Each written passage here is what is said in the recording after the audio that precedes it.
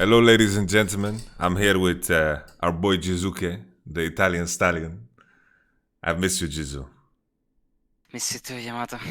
How you doing over there? Everyone's curious about your situation. Everyone's angry that you're benched. I'm good. I recovered mentally from what happened and stuff. All right. It was some hard time, and maybe I'll share in the future, but don't feel like it now.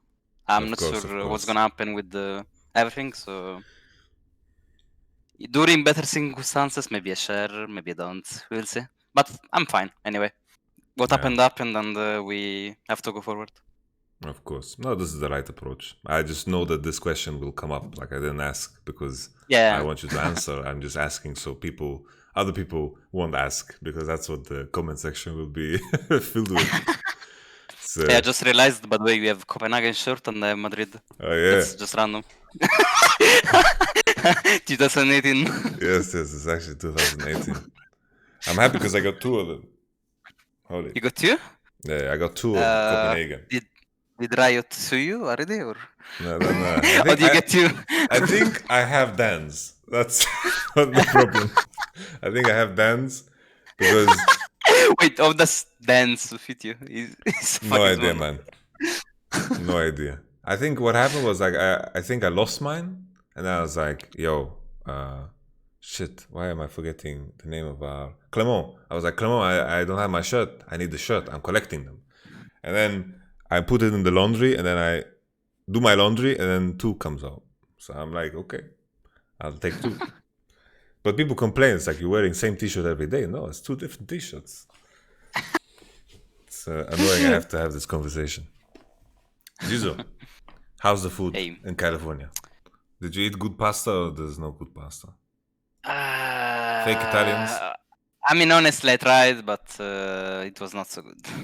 Did you have like people? Then, I had one restaurant that my owner recommended. Okay. And I went, and I really tried it without prejudice or anything. And then I was trying, and I was like really positive about it because the starter was good. Oh. And then I went to the main. Oh no. And then it was so bad. And what was sacrilegious about it? Fates were gone. I don't know. It was like saucy. It was a carbonara, and like I don't know how to explain, but in Italy, like there is.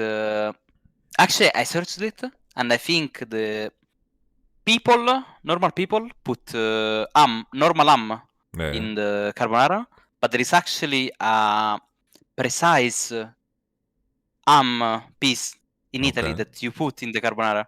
Is like called guanciale something in Italian, and it's like that's what gives flavors to it. Okay. And also is like. Everywhere else than Italy, they don't put eggs, and it's like really liquid the carbonara. While in Italy, it's like just not like that. It's really insane. But that's the case with most sauces in Italy, right? It's never like really like saucy. It's like the pasta absorbs everything. Yeah. That type of way. It's elegant. Yeah, basically. But yeah, it was a failure.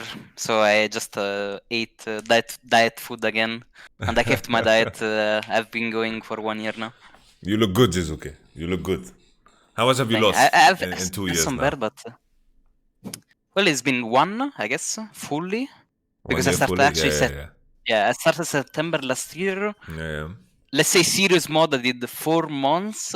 Serious. Then the split start, I went like back and forth with diet, gym, and stuff. But yeah, I lost. I was 106, and now I'm 81. Holy.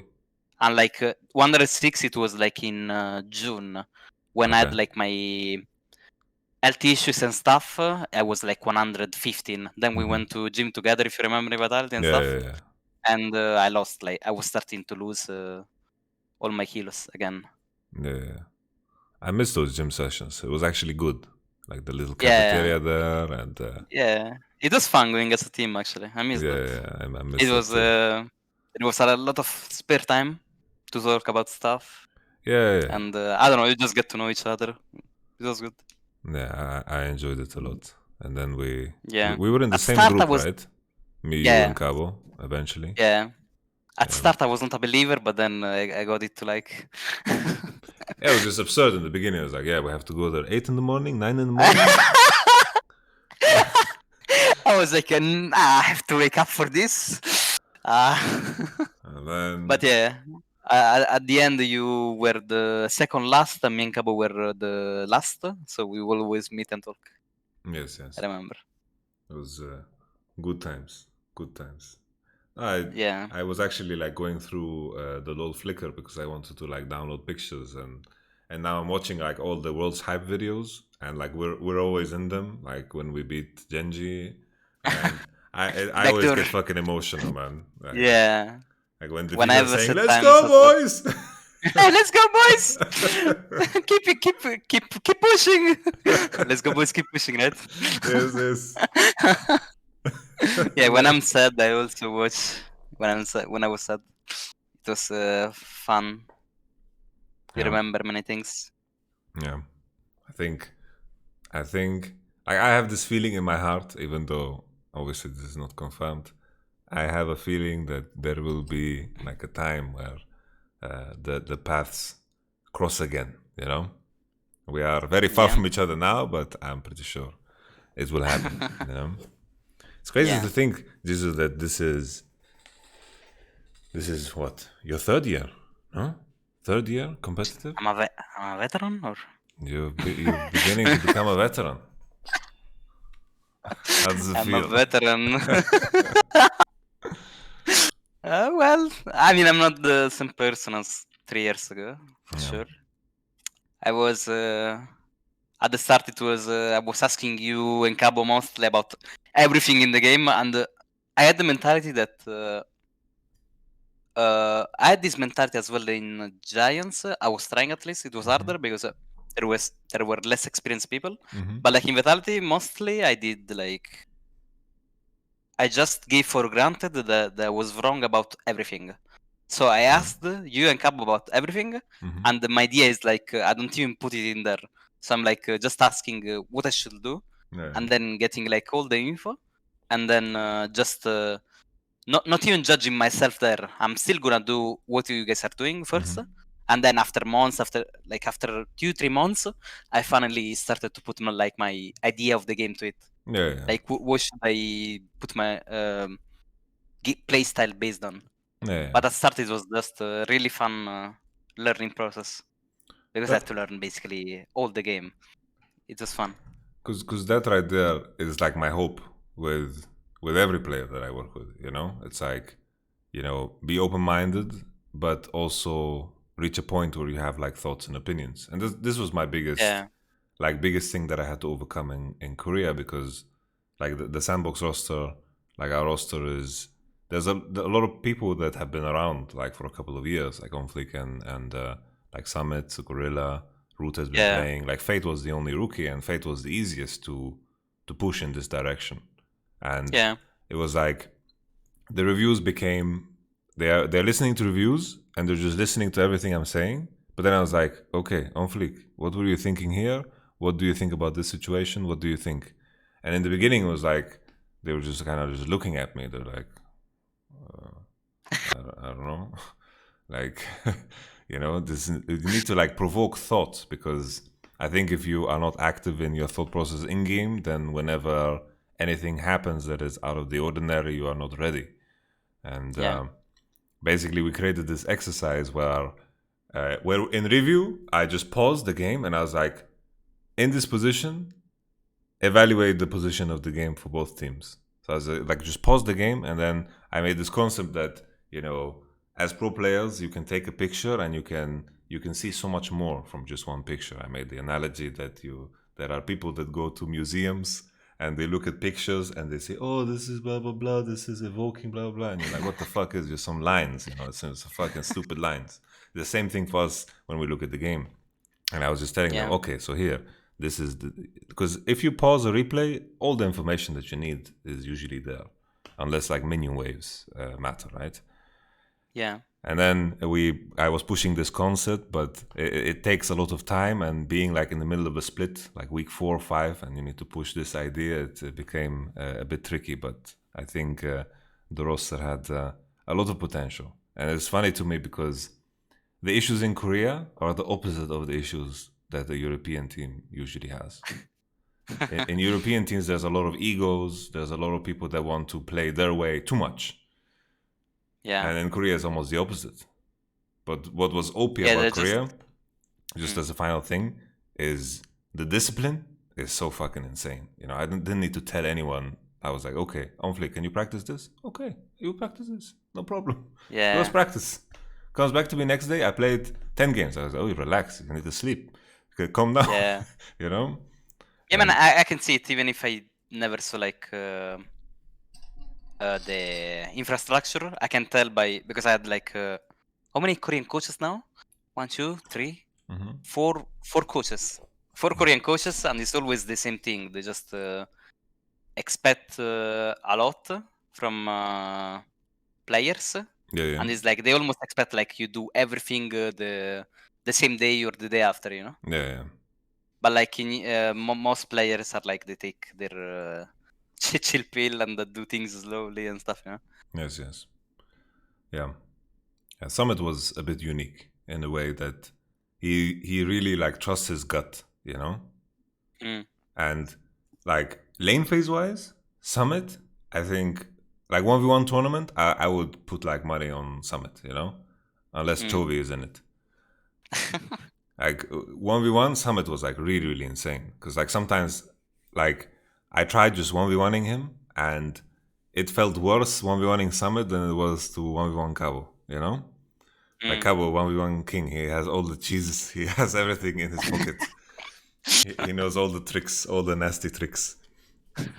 And Summit the same way, like very oppressive to lane against. But what was confusing sometimes that he trusts his gut. He's like, yeah, just pick me Jace here. I'm like, why? He's like, I have a feeling for Jace. It's like, okay, dude. And it's like, I'm like thinking in my mind that the enemy is gonna just fucking pick the freest Ornn here, and it's gonna be hard for our composition. It's like, no, I have a feeling. And sometimes it went super well, and sometimes it went disastrous. It's made Summit very, very unique because he could be like the best player in the world, and sometimes have like rough games, which was like depicted. But then for the rest of the players, it was, you know, discipline across the board, and it was so easy to work super, super hard in that environment. You know, like sometimes in Europe, the biggest struggle is like I as a person, when I'm in season, that's like my life. Like this is like everything that we do breathes into the season. And it's like it's 14 hours a day, 16 hours a day. Like when you're resting, you're doing it only because it improves the purpose of the team. The performance. And in Korea, holy shit. In Korea, it's like everyone in the room, the gaming room, is just fucking practicing. It's so fucking easy then to look at VODs and to practice and to like go into it because the room is just like has that energy, you know? I really love that, and it's hard to replicate, I think, in Europe sometimes. Yeah. To say something about this, I think I mean, I missed it a lot this year as well because we don't have a gaming house and no team have a gaming house. Yeah. So it's like a gaming house matters so much for this exactly. It's like you just can just get to know each other better, practice together and everything, and everything becomes way much easier. Like I remember mostly in 2018 Vitality, we were like always in the room playing together, like going until 8 p.m. And then like we were still playing solo queue after, but it was like more chill.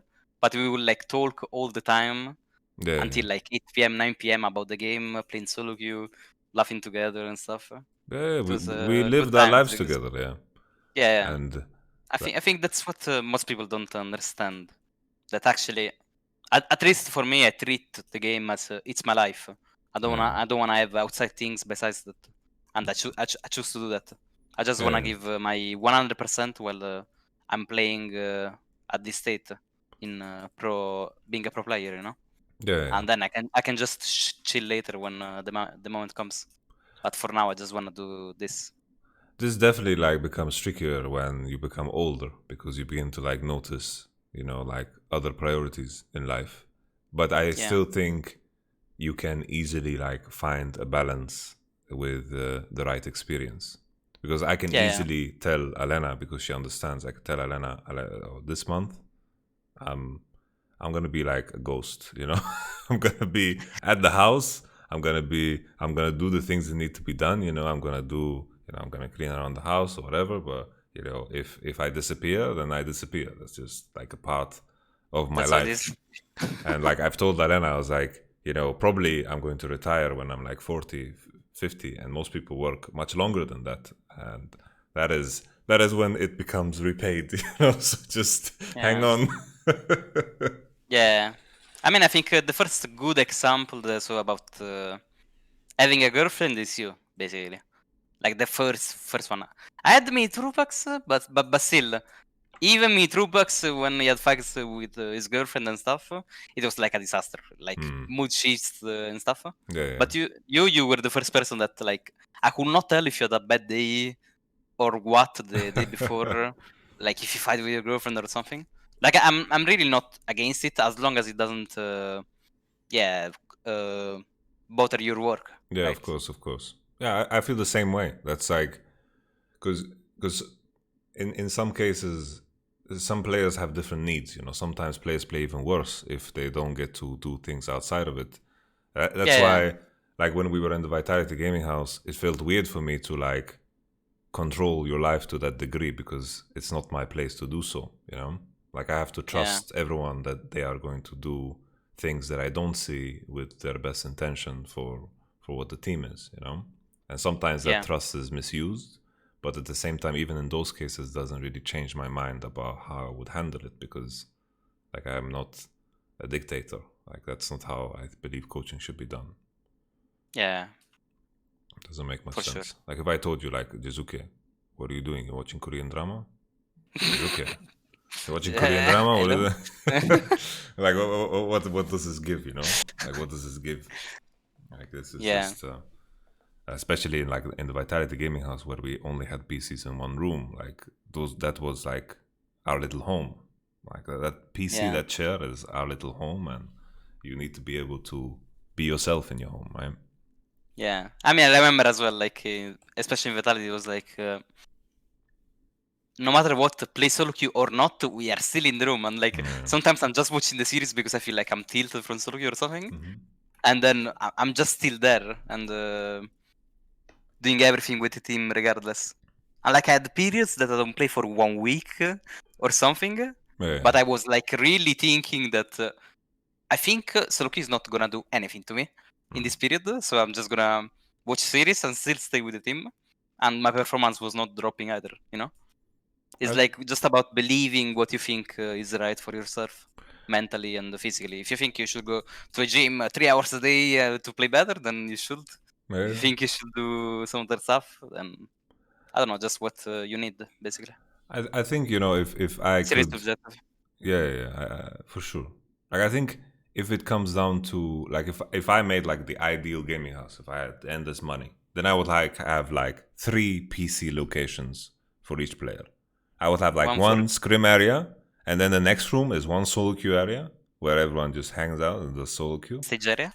And the stage area? that is the scrim room. That's stage area. And then the last one is you just have a PC in your room, and you can just if you want to peace out, you peace out. That's okay, you know. If you want to watch series in peace, go watch series in peace. Because I think in some circumstances, if you like, in some cases, if you show that, like for example, let's say one player needs to watch series, and then one player needs to play 15 solo queue games. That can also like sometimes cause a little bit of friction. But I think in our team we were lucky because like everyone understood that they need their own thing. Like even I don't know if you watched the Michael Jordan documentary. Did you watch it? Last Dance or?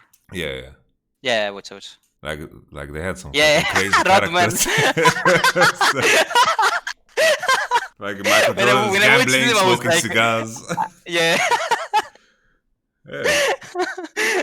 I need to party right now. I will come. I will come later. He just disappears. Shit, man. And even Michael Jordan, you know, Michael Jordan was like the perfect player, but he gambled like a motherfucker and he smoked, and who cares? He smoked cigars. Yeah. He just did it it was his vice, you know. He just did what he needed to do, and I think that's okay. Yeah. Huh? You just have to find things, basically, in the end. Yeah. What you really like that can free your mind, relax your mind, reset. Like you are pushing a button, right? Yeah. I think that's what the difference between like a good veteran and a bad veteran, you know? The veterans that last and the veterans that don't. And it's like if you are for some reason in a slump, knowing how to get yourself out of it is like super, super key, because you can't be expected to be like 100% all year long. That's like in a lot of cases unrealistic, I think. I'm starting to wonder if this is a podcast or we are talking about words. We're just talking. It's fucking Korean drama. Jiizuké got me hooked on Korean drama. I watched full Itaewon Class. Really, really good. I watched it 2 times. It was really good. I thought like some things were a little bit too extreme. Like the girl that was 200 IQ. That was okay. Like they made her into they made super genius.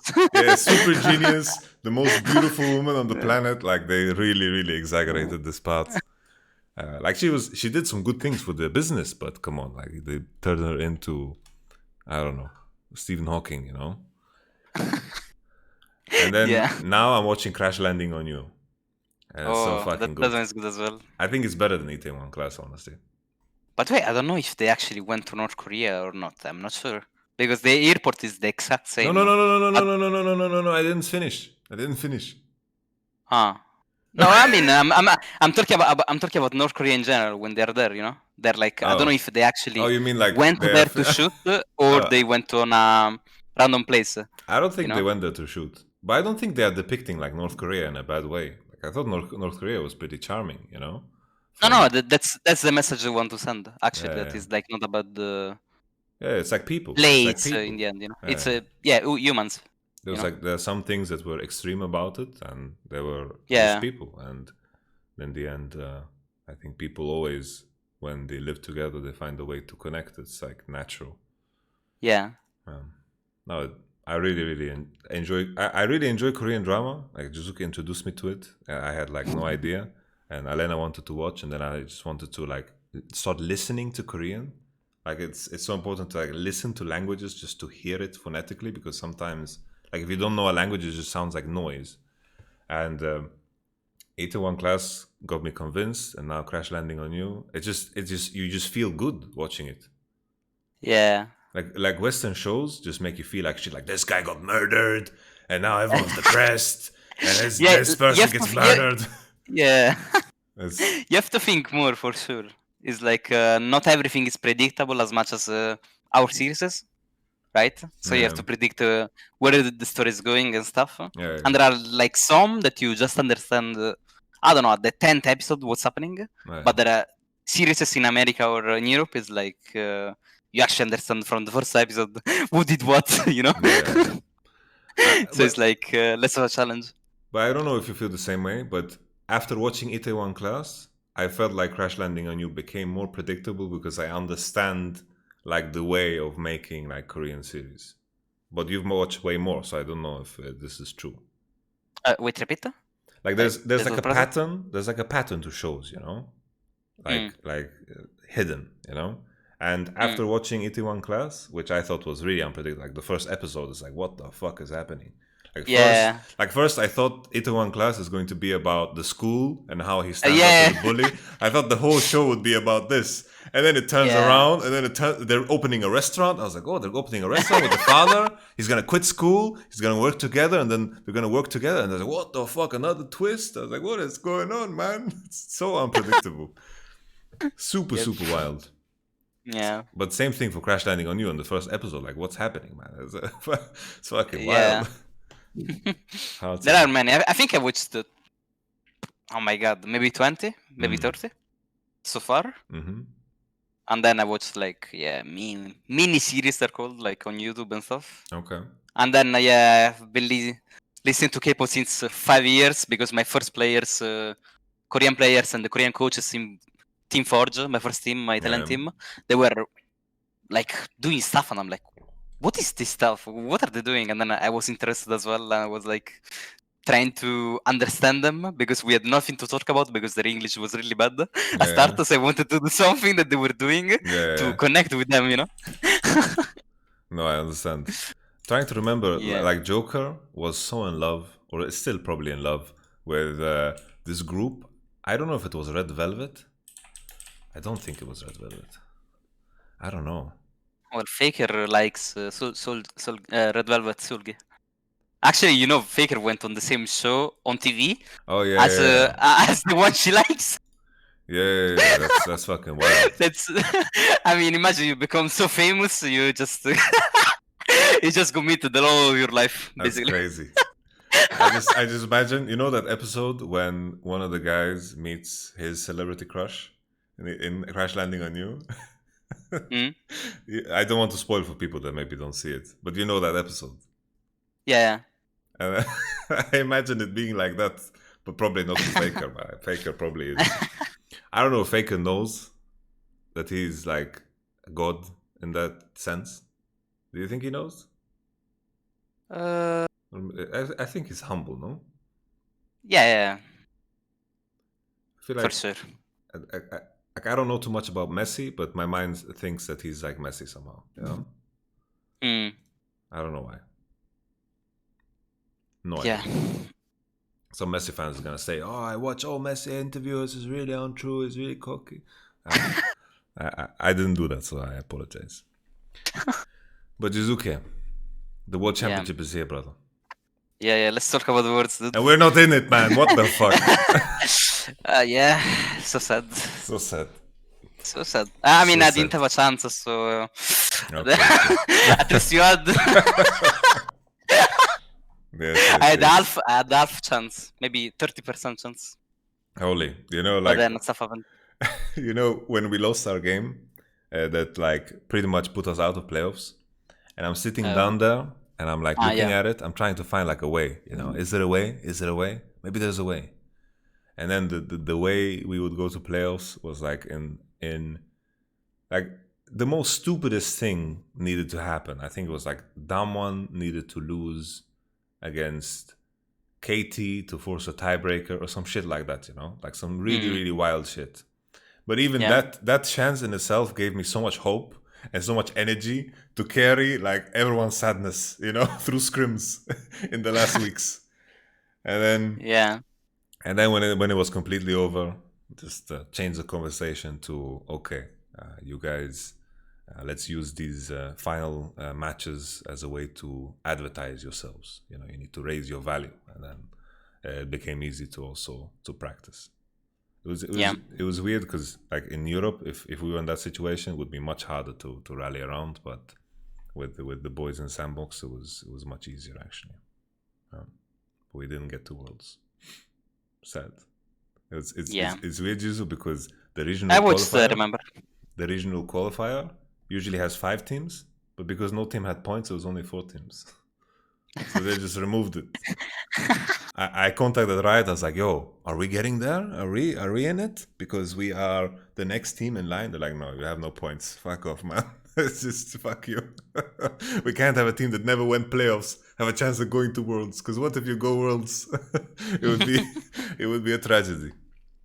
That's what they thought, I think. But I'm going on many caveats. It's just good to see you, Jizu. I mean, actually, thinking about it, also you had a small chance because you went late to the team in summer. So like you played. I mean, and it was all losses, and when you came, you added the win streak, and then did like 1-1, 1-1.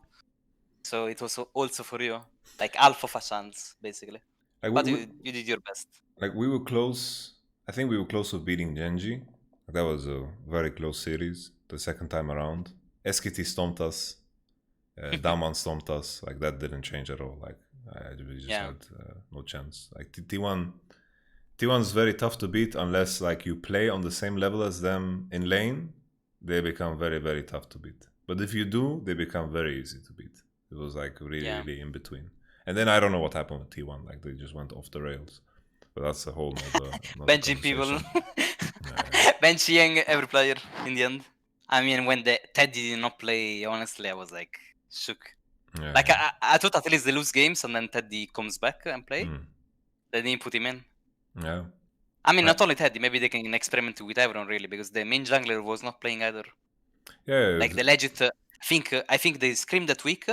They saw, okay, this player is playing better, he's gonna play, no matter what, you know. But they didn't swap around, even if they lost. I think they could have something with that. Like the way I interpreted it was, like there were some players that just performed better with other variations. You know, like Cuz just couldn't. Like Cuz just didn't exist when he played with Faker. Yeah, I was thinking the same. But when he played with Closer, he was like a decent jungler. He was good, like what you would expect from Cuz. And then Elim the opposite way. But I don't know if we ever saw Elim and Closer play together. But Elim, like with the way he spoke in interviews, he was like, "Yeah, I love playing with Faker. He tells me what to do, and I don't have to think." Yeah, as the interview. Yeah. Which is hilarious, maybe because not the same way. Faker micromanaging. Yeah. So we're talking about. So now we talked about all the things that are not in Worlds. I guess we can throw another one in there. Let's talk about Cloud9. What do you think happened to Cloud9, brother? Cloud9.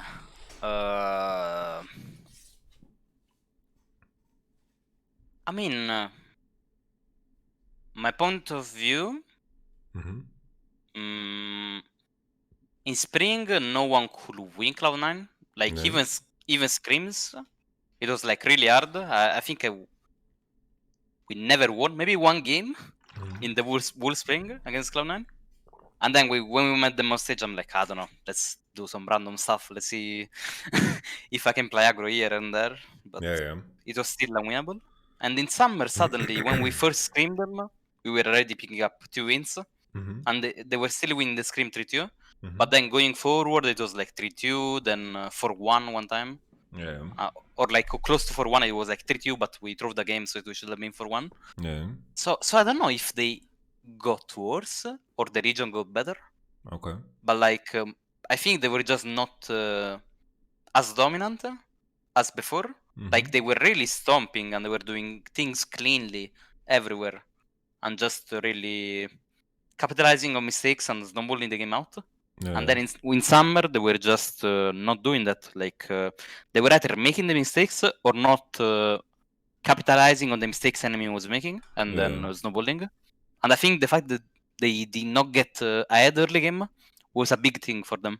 Because they based their whole playstyle and draft on that. They were picking Zoe, they had, I don't know, Lessine, Rek'Sai, they were at like fighting mid jungle. And they were playing together and going everywhere. And when they could not do that anymore, it was, GG, basically.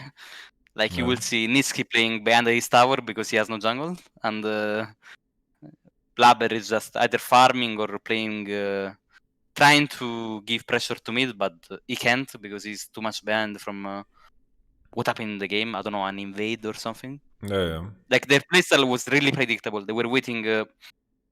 I think bot lane was like the only like safe place that they will win the lane no matter what. 10 CS, 15 CS ahead no matter what, and then it goes up to that. And then it's like Niski plays defensive until Brabber has like level 3, level 4, and he can gank mid. So actually, Blabber sometimes did even level 2 gank to give prior to mid, top, bot, wherever it is. But mostly they will wait for Blabber, and mostly Niski will wait for Blabber just to give him pressure, and then they roam together. And when that doesn't happen, it's like really your game to take. Like you can do whatever you want. You can win the game if you're awake and playing. And that's what happened with TSM against Cloud9. Like Niski was sitting behind every game. I think he had if there was a percentage how much you are sitting under your tower, it's like 90%. That series. Like I don't know, Blabber was behind every game. Speak was a pretty good jungle. Like even if I didn't play, I like the first 4 or 5 weeks that I played playing against TSM 2v2. I thought they were the best 2v2 mid jungle in NA. Okay. Basically. That was very early. Wow. Yeah. And then they improved even more. Spica was like a one-trick Lesin, and I told you many times about Lesin. I think he's the best mid jungle 2v2. So they were like the Bjergsen was playing, I don't know, Salasin to LeBlanc, Oriana, Azir. They were just really engaging together and stuff. Yeah. Or like they were playing Syndra Lee, LeBlanc Shen Lee. So they had all this setup. Yeah. 2v2, 3v3 with top. Actually, not with support. Support was never roaming. But like they had this setup with Broken Blade most of the time. It's like a trio, but trio mid jungle top, not mid jungle support. Yeah. And I don't know, they just won games like that. For me, I think we only lost one game to TSM on stage. And I don't remember where we lost. I think we lost top when Kumo was playing. And maybe bot, but I don't remember too much. But like in scrims, it was always like really stomps. I think whole year, until the point I got benched, we were 90% win rate against TSM in scrims. So like they got really insane really fast. Or like maybe just people that could not punish their mid jungle 2v2 just lost automatically, I'd say. Yeah. I made the comment that the biggest disservice to Bjergsen this year was that in the end he couldn't practice against you. Because I think you were the only person that could prepare him better for the World Championship. I don't think any other mid laner can. Yeah, I think I said this as well in the podcast last time we talked, but I thought that Bjergsen and Froggen were the two most complete. Like when we played Fall Guys? That was a podcast too? Oh, the second last time, the one in March, February, March. But I said like Froggen and Bjergsen were like the most complete mid laners to me, in the sense that they will be good at everything and they could do everything.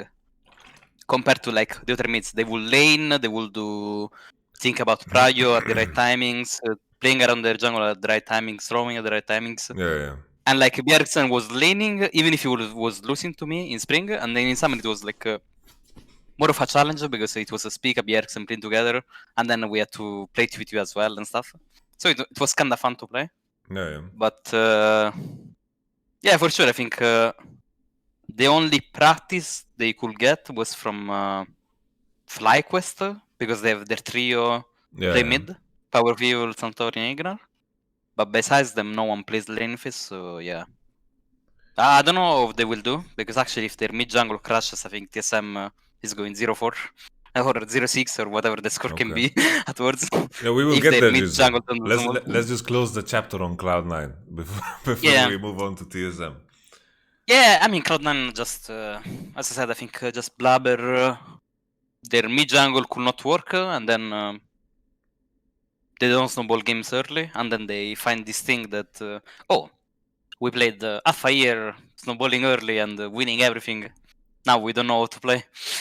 Like they used to play really good macro from a winning position, or like playing really defensive with a good comp. Those were the two sides of Cloud9, and I think they got stuck at a certain point. Because they had like limited champion pools and the predictability about I don't know what Niski is playing, for example, or what I don't know, Licorice would play set in weird scenarios. Sven and Vulcan will play Edsumi in weird scenarios when everything is open. It's like it was predictable at one point what they would play. Yeah, like a lot of the things that they liked to play in spring did get pretty like nerfed. Like the mid meta changed pretty fucking hard. Like the mid meta was completely different. I guess with the exception of I guess players that play Syndra Zoe, they still played Syndra Zoe. Yeah. But other than that, there was like Rumble, there was some Kiana action going on. I guess basically there was the Galio Rumble Kiana train that I didn't follow honestly because I thought I can win this meta. You were Corki Azir, no? You were Corki Azir back then, Yeah, Corki Azir, LeBlanc. Like I know I can win this meta, so I don't even need to swap to it. Yeah. And like everyone in NA was like, okay, we should play Galio. And then they go first time on stage Galio, they lose and stuff because they think the champion is broken. But for me, I was like, well, I played this meta last year. I know exactly how to counter it. And then I go on the champions, I go 20 ahead, 30 ahead, and then, okay, this guy cannot play Galio against me. Okay, this guy cannot play Galio against me. So it was like, you just pick which team has a good TVT, who can punish me, who send their support mid, stuff like that, you know? It just feels like, at least my impression from playing 30 Galio games in shit rank, well, I played in China a lot of Galio, but that in order to lane with Galio, there are certain risks that you need to take as a player. Yeah. And like, if you don't take those risks, you're just going to like lose slowly. And it just feels very counterintuitive from what I know about how North America plays. Yeah. So I think it makes a lot of sense that you feel that way. And then the final note, like, just like it's kind of interesting how like there was this whole point about how Niski took inspiration from Doinby, but when the meta shifted, Doinby and Niski ran into the same problem. So there is some irony in that. Yeah. I mean, I think even by copying Niski, he was still putting his like mark on what he wanted to play, and I respect that because it's like he was the one that wanted to go off meta. Everyone was playing Orianna, Azir, Syndra. He was going off meta basically by picking what he was picking, and he took everyone by surprise. But there was one point where his champs are not good anymore, and it's like everyone knows how to play them because he's spamming them in scrims as well. So he's gonna end that everyone knows how to play against him, and yeah, it's just easy. Like when we were in Vitality, I was really strict who to play Echo against, if you remember. I had really just few people I want to practice Echo against because I don't want to give my way of playing Echo because I know how to win any matchup. But I want to make sure that against the team I want, I take them by surprise on stage because I know some tricks to do, you know. And instead when we screen Cloud9, they were playing the same champs, and then you just learn how to play. If they did it against me, then they did it against everyone, and then against everyone learns how to play against them. Do you think? Do you like if you were forced to choose one of two options? If you look at Cloud9, like one option being, did they not grow from their initial position, or did they try to grow and forget themselves in the process?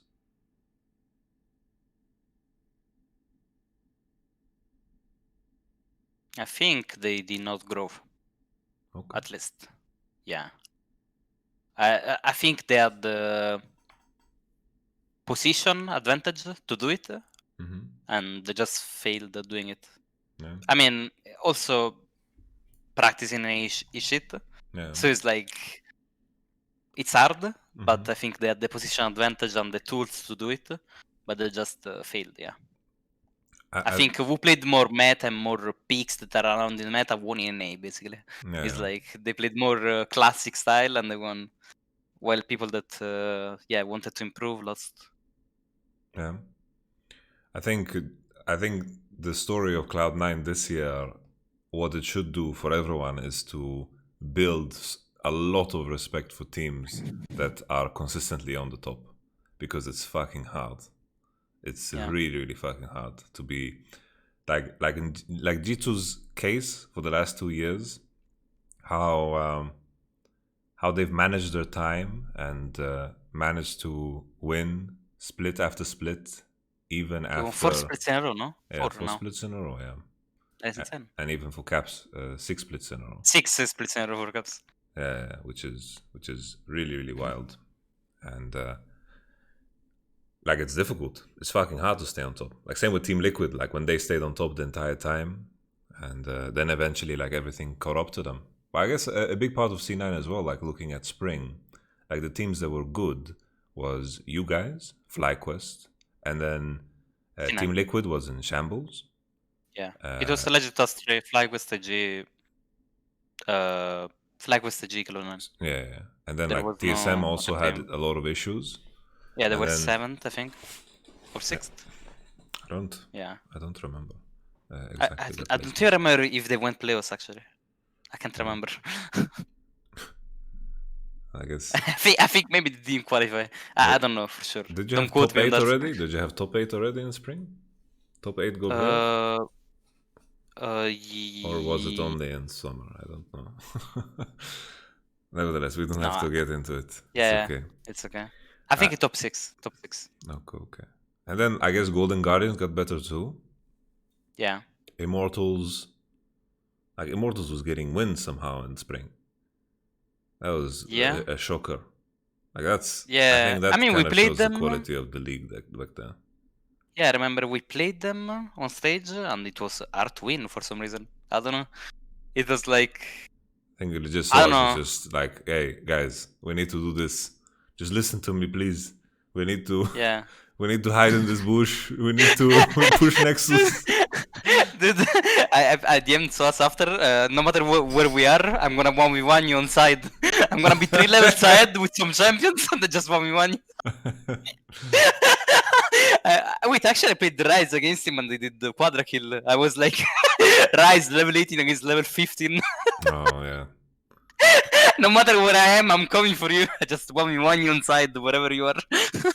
before the bans start coming, huh? Holy. But brother, you started on TSM. They have a tough group. If we imagine that LGD. Actually, let's start Plains, no? We start Plains? Liquid. Okay. Yeah. Team Liquid Plains. Liquid. Actually, they are in a it's a bit of a group of death, I think. Yeah, they're in a weird position because that playing group is stacked. Some stuff can happen.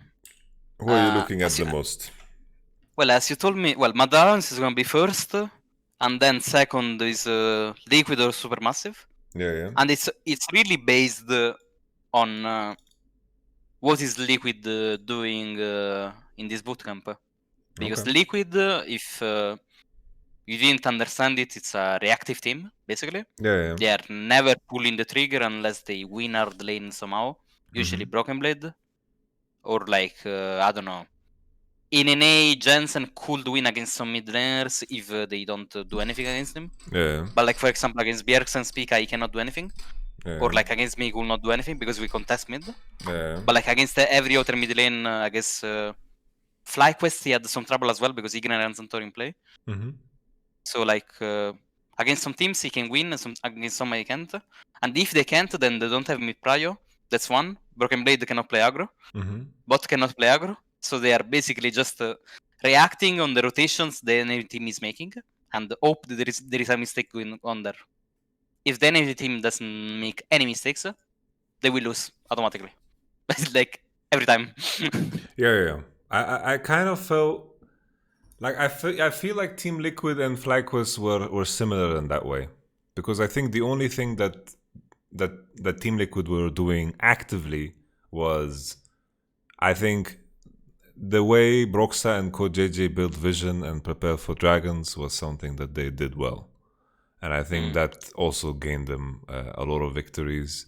They let the lane phases play out for themselves. And I think looking at Team Liquid on their lanes, I think they were solid most of the time against all of the competition in North America. Yeah, I think you can see Liquid as the same as 2019 Fnatic with Broxa Illisang. Yeah. Basically, is the support getting advantages mid more than the jungle. Like Illisang or CoreJJ is just roaming mid, getting vision and making the mid play. Yeah. Because I think when they lost, it hurt them so much that they were losing bot. I think like if you want to attack Team Liquid, I think there are two ways to do that. Either you attack their strength or their weakness. And I think if you are the ones that force mid first and then go into bottom, I think that can be troublesome. And then if you find a way to also diffuse bot, it could be dangerous. But I think in terms of like individual players, I think still they are good enough, to get out of this group. But I am a little bit worried when it comes to like the specific matchup between INTZ and Team Liquid is very, very interesting. Yeah. I don't know how much INTZ you've watched, Jizu, but they are like giga hard force mid. Like their top laner picks Camille. Yeah. If he gets prio, he roams mid and like flashes an enemy mid and goes. Same for the support. And the mid player is actually like decent. Like Envy is decent, like good mechanically. Yeah, I watched some because in the spring we reached the point in playoffs where it's not worth to scream some teams, and we were looking to scream Brazil teams. Or like it was like we are in top 3, we can only scream one team. One team was jailing us something, and we just went with Brazil teams instead. And so like I watched some, and I know what you are talking about. So yeah, I agree. I think Liquid has a free win against Legacy, or should have a free win against Legacy Esports, but the game against Saints matters a lot. Because and Supermassive as well. Like don't forget Supermassive who they're playing with is Zeytna, Snowflower Cacao, by the way. Snowflower Cacao with Zeytnat that was like really insane on ID, I remember before. Bolulu has been in a scene for quite a while. And he was fine mid, I remember, when I was screaming him. I don't know the state of the Turkish league, honestly, because I don't know either right now. I know from last year. I remember things. Like if they're the same, then my opinion is that basically. Like but I don't know much either. In my most recent memory, like I remember like all the drama about the teams that weren't paying. I remember like Supermassive was always like the premium organization, and then like Royal Youth doesn't exist anymore, and then there's like Galatasaray that weren't paying, and there was like a lot of drama. Was it Galatasaray that didn't pay? I don't know. There's a bunch of people that just didn't get paid, and it kind of like, were like 2-3 teams, no? destroyed the region. It's funny that GBM is the coach of Supermassive, but I have to admit. Oh, he is? Yeah. Oh, wow.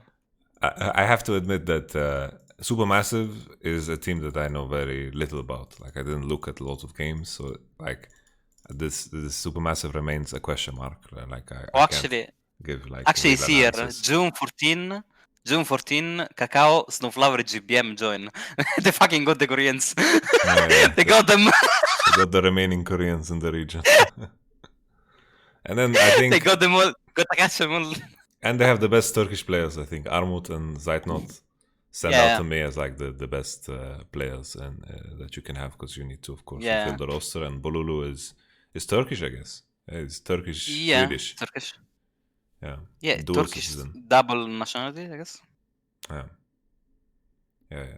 Yeah. But the team that can also upset Liquid. So, I mean, I guess it matters. Like on there is a world where Liquid could lose against every team somehow. There is a world. That's the nature of best of ones, right? It's just part of it. But I think at the same time, like Team Liquid, like just the way they play, like I got worried because watching them in playoffs, it felt like they tried to go beyond what they are. Does that make sense? And I think that hurt them. Yeah.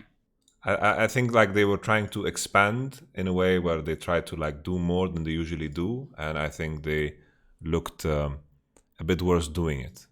And I kind of feel the same for FlyQuest, because I felt like they were a bit more all over the place. Because the way I've started to like view teams in this way, where I rate their precision, and also I rate how much activity they have.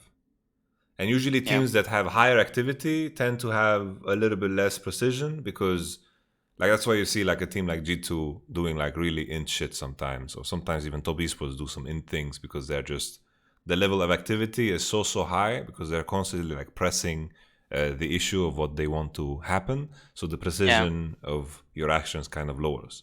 And the way I view FlyQuest and Team Liquid is that their precision is super high.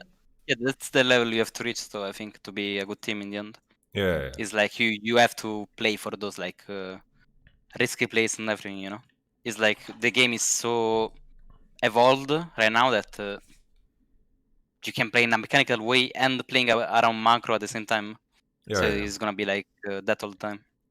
And like this is what I try to do personally with every team, and I think the only reason we were able to beat a team like RNG when we did even though on paper the enemy roster was fucking We're stacked to more the bone, aggressive than them. was because our level of activity was super high, and if you more practice aggressive there, than LPL team. yeah, like our level of activity was super high, and we practiced that way the entire time. But in regular season and even in playoffs, sometimes we had really like disgusting int games. But this is just like the conversation that you need to have. But I think looking at North America, I think the idea of winning North America, I understand why a lot of the teams are bound in this idea that if you just play very precise, you're going to win games. You don't need to, like, you can take like 5 really good decisions in a game and then win the game in North America, I feel. While in the LPL, maybe you need to take like 30 small decisions, and like it's like it just adds up because of the level of activity that every team like brings to the table. And I felt like in the conversation of Team Liquid, and why I brought it up, is coming into playoffs, I felt like they tried to like reshift the balance a little bit, and that hurt them in the precision department, because I felt like they were making mistakes that I didn't expect them to do when they were losing both against FlyQuest and against TSM. Yeah, I mean, on this point of the being active on the map and stuff, is like I heard some stuff about other teams, but it's like almost everything is same. Like every team approach to scrims is you have to play around macro well, and you don't go for fights here, you don't do this. So it's like when they are actually in those positions to take advantages, they won't take them, and they just play by the book completely, you know? It's like they are still playing like LCK, but LCK evolved already. They're on some other level, so they're playing some style that they created in their mind, you know? So it's quite weird. Yeah, LCK. Because every team is like, every player is like, I don't know, scared to lose their job or something.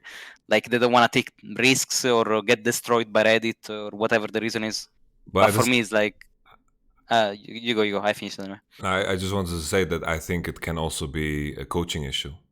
I think it can also be like a very clear coaching issue, because I think, you know, for the majority of the coaches in the LCS for the longest time were mostly Korean coaches. Yeah. And they're trying to do the LCK way in North America, but the individual level of players and the discipline of players is just not the same. And now in Korea it's shifting, and it's very obvious the teams that are more loose and more free, and more the players are more involved in the process, and it's very clear that this is Damwon. Like the way they are talking in interviews, they feel like they are very relaxed. They're doing meditation every day, and they are doing like the approach where everyone's involved in the process. And I think this is the normal the eventual evolution. And the same thing can be said for DRX, I think, where they are like they're just experimenting. And like I read interviews with Chovy, how he's like, if CVMAX would choose, I would play Zoe every game, but I want to go deeper. He's playing like Morgana as a counter into TF. Like this was interesting, and he did many other things. And I think Chovy played like every champion in the game once this entire split, and DRX are also like heading in this direction. Nukdak? Nukdak? Korean Nukdak? Korean Nukdak? Maybe. And then Genji, I think, I don't know. I think Genji just individually, like across the table, is just really insane. Like, I think, like for me, Ruler is the best AD carry in the world. So I don't know how much Genji have like broken the mold of what a Korean team is. But all in all, back to the conversation of Team Liquid. I think if they play with that level of precision that they showed in regular split, I think they will get out of this. I think I wouldn't be too worried. But at the same time, I wouldn't be surprised if we had some crazy upsets because of the nature of the group system. Yeah, for sure. That's pretty. It's like just crazy. best of one, and actually Western teams also have an advantage over that, I guess, because they play best of one the whole year. While LCK and PL they play best of 3. Yeah. So anything can happen. But at the same time, like getting yourself to the best of 5s should be easy. Like I imagine Legacy will be 5th. No offense to you guys. And then I imagine V3 or Rainbow 7 to be 5th in the other group. And then getting yourself to best of 5 should be like doable. I just think I wouldn't be surprised in a world where like 3 Group A teams go through. Yeah. How does it work? How many teams go out? 4? So 4 teams in total. Yeah. Okay.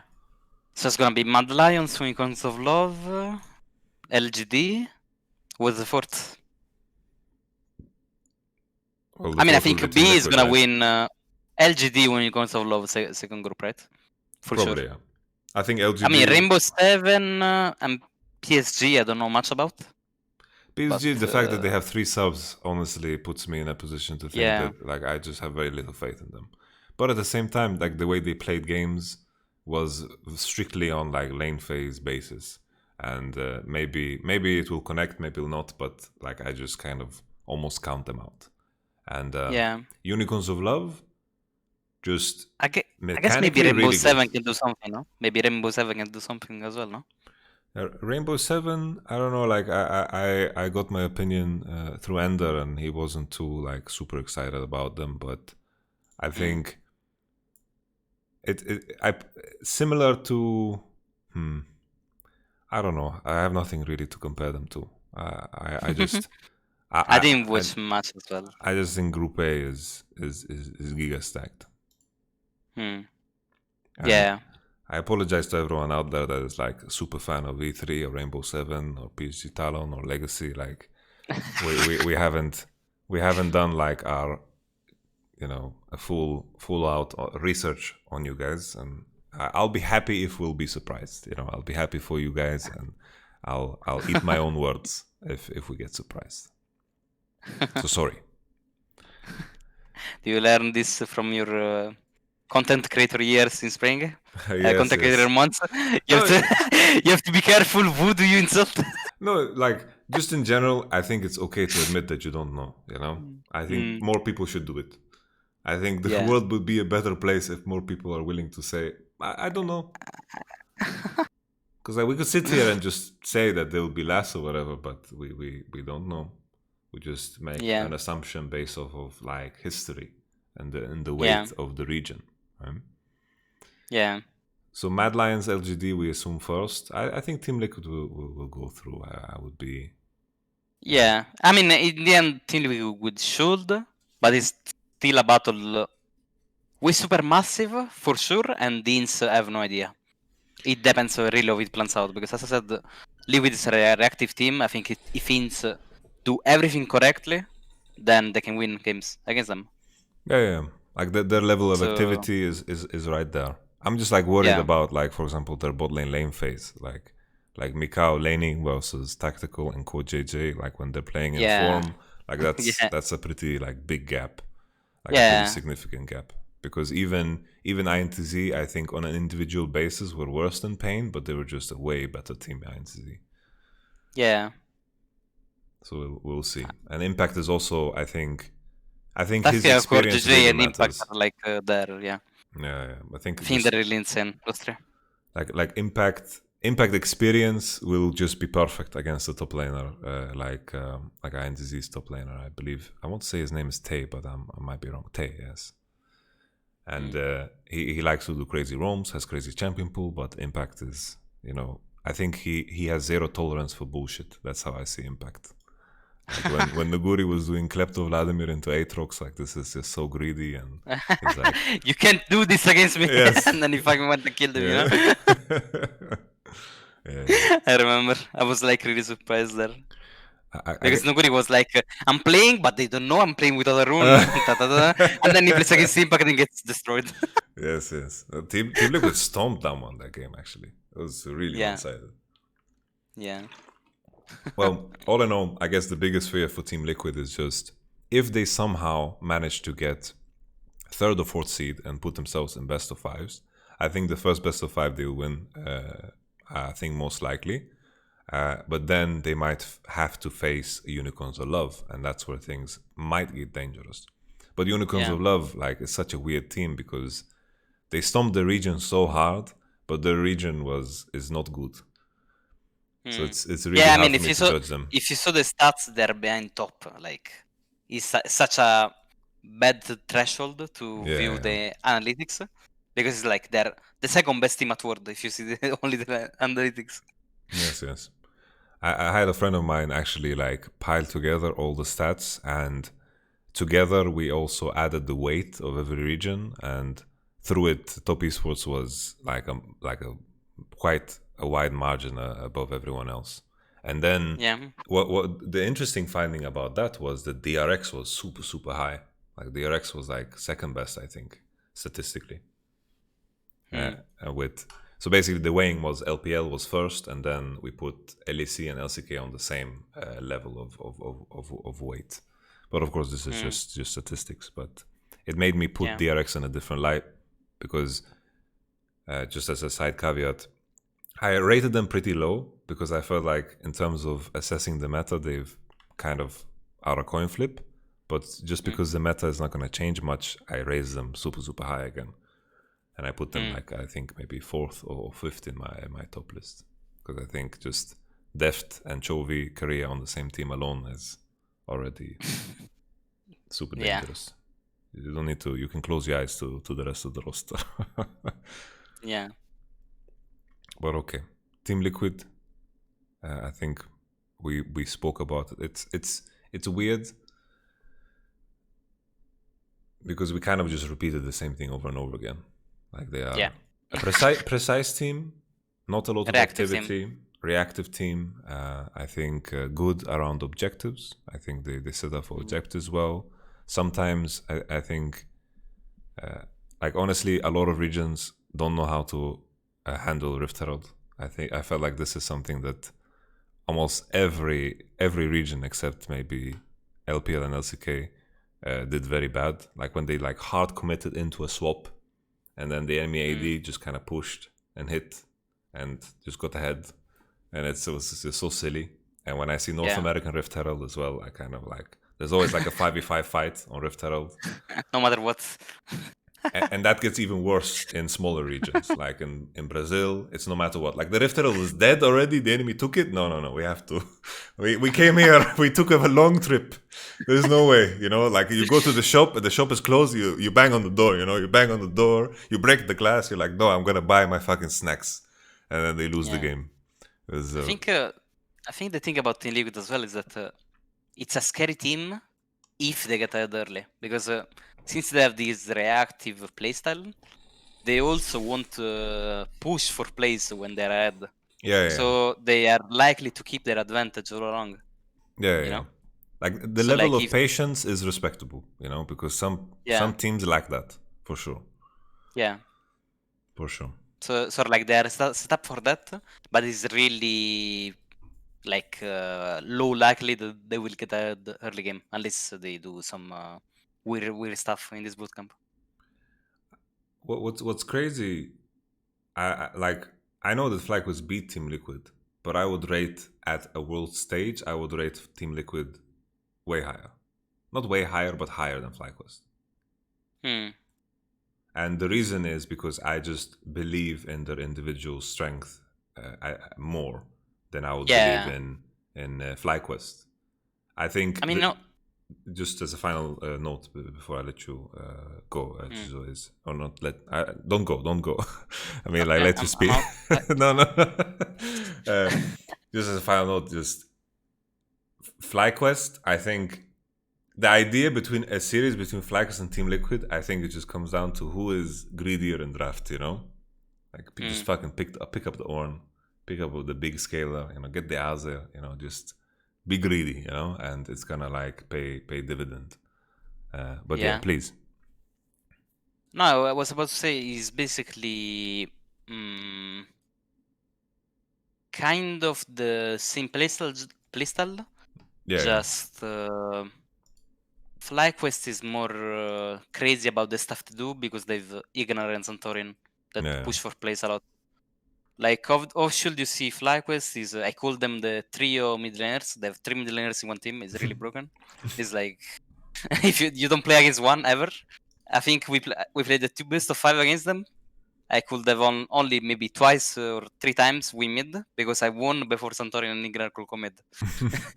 Like I just if because after because they have such good vision control and good 3v3 around mid support, basically their plan is pick a support, Blitzcrank, Pike, Trash, something that can set up jungle ganks, get advantage from that, and then just make Ignar being a second jungler all the time. And you find this guy on top lane somehow, then on mid, then I don't know, it's like maybe he can dive you next wave, maybe they dive bot because they're roaming all the time and Power of Evil, instead of taking plating's mid, just goes and dive bot, you know? So it's it's scary on that way.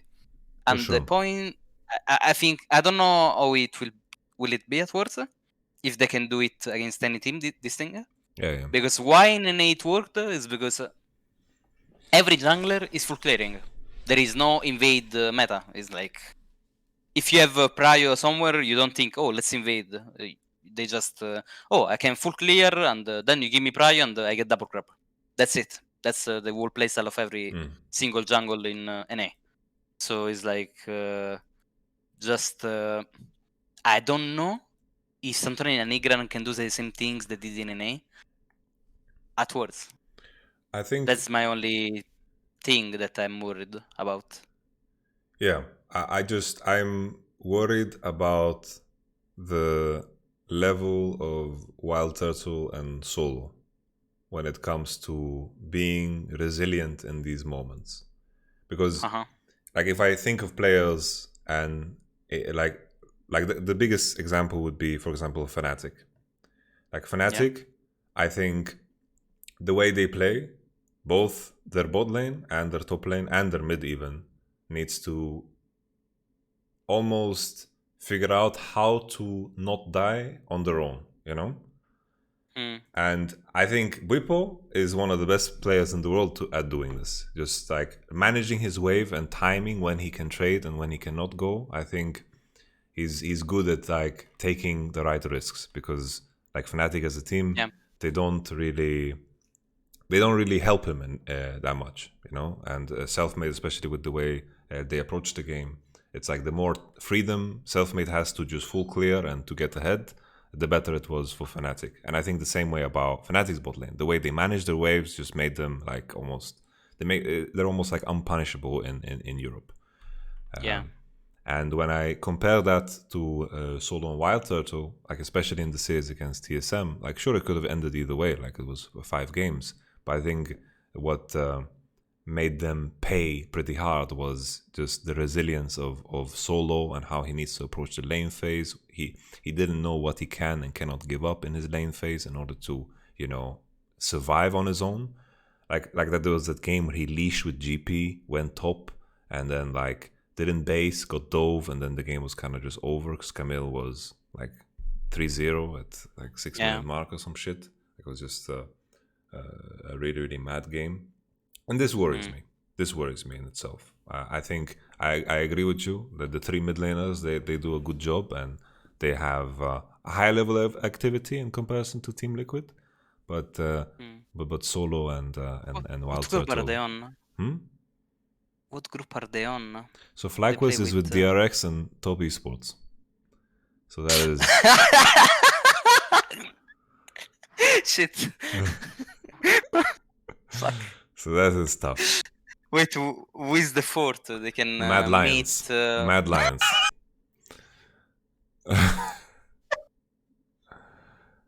Yeah.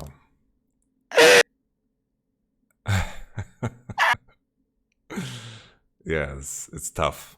It's very hard. Okay.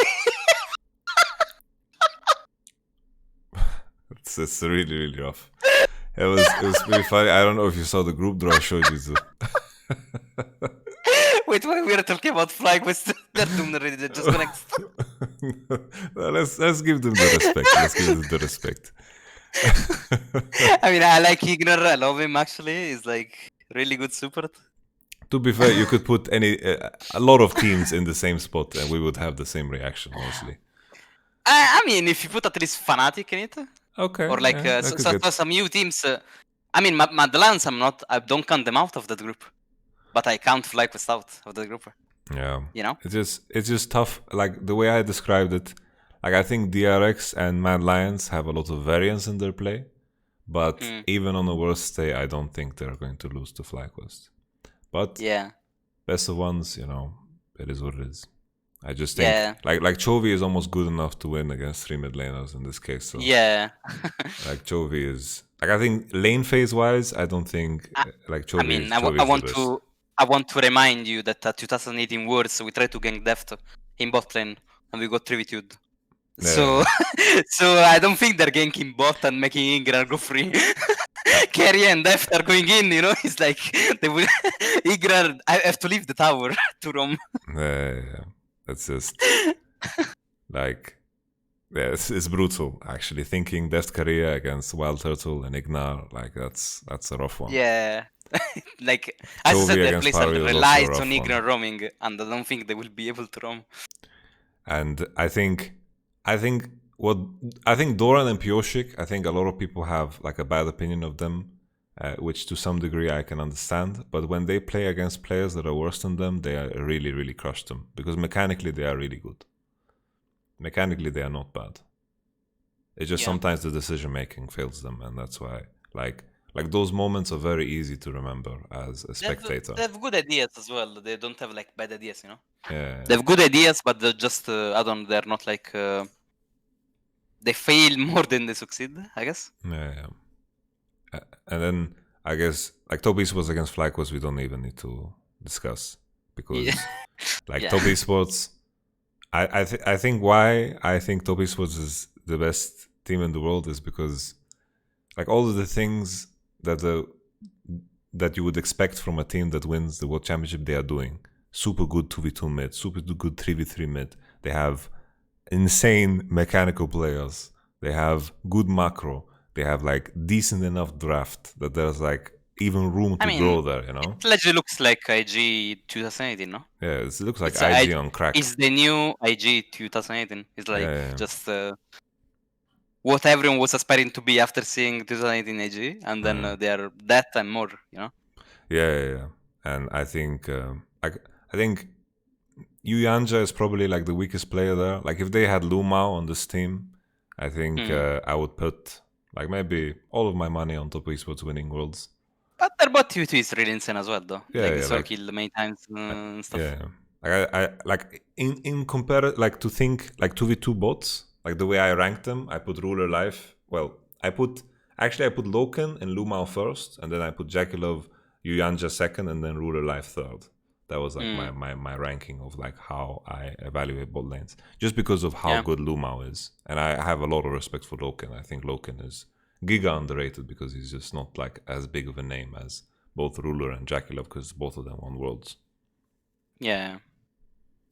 For sure. Loken is super solid. But yeah, Mad Lions against FlyQuest, what do you think about that one, Jizo?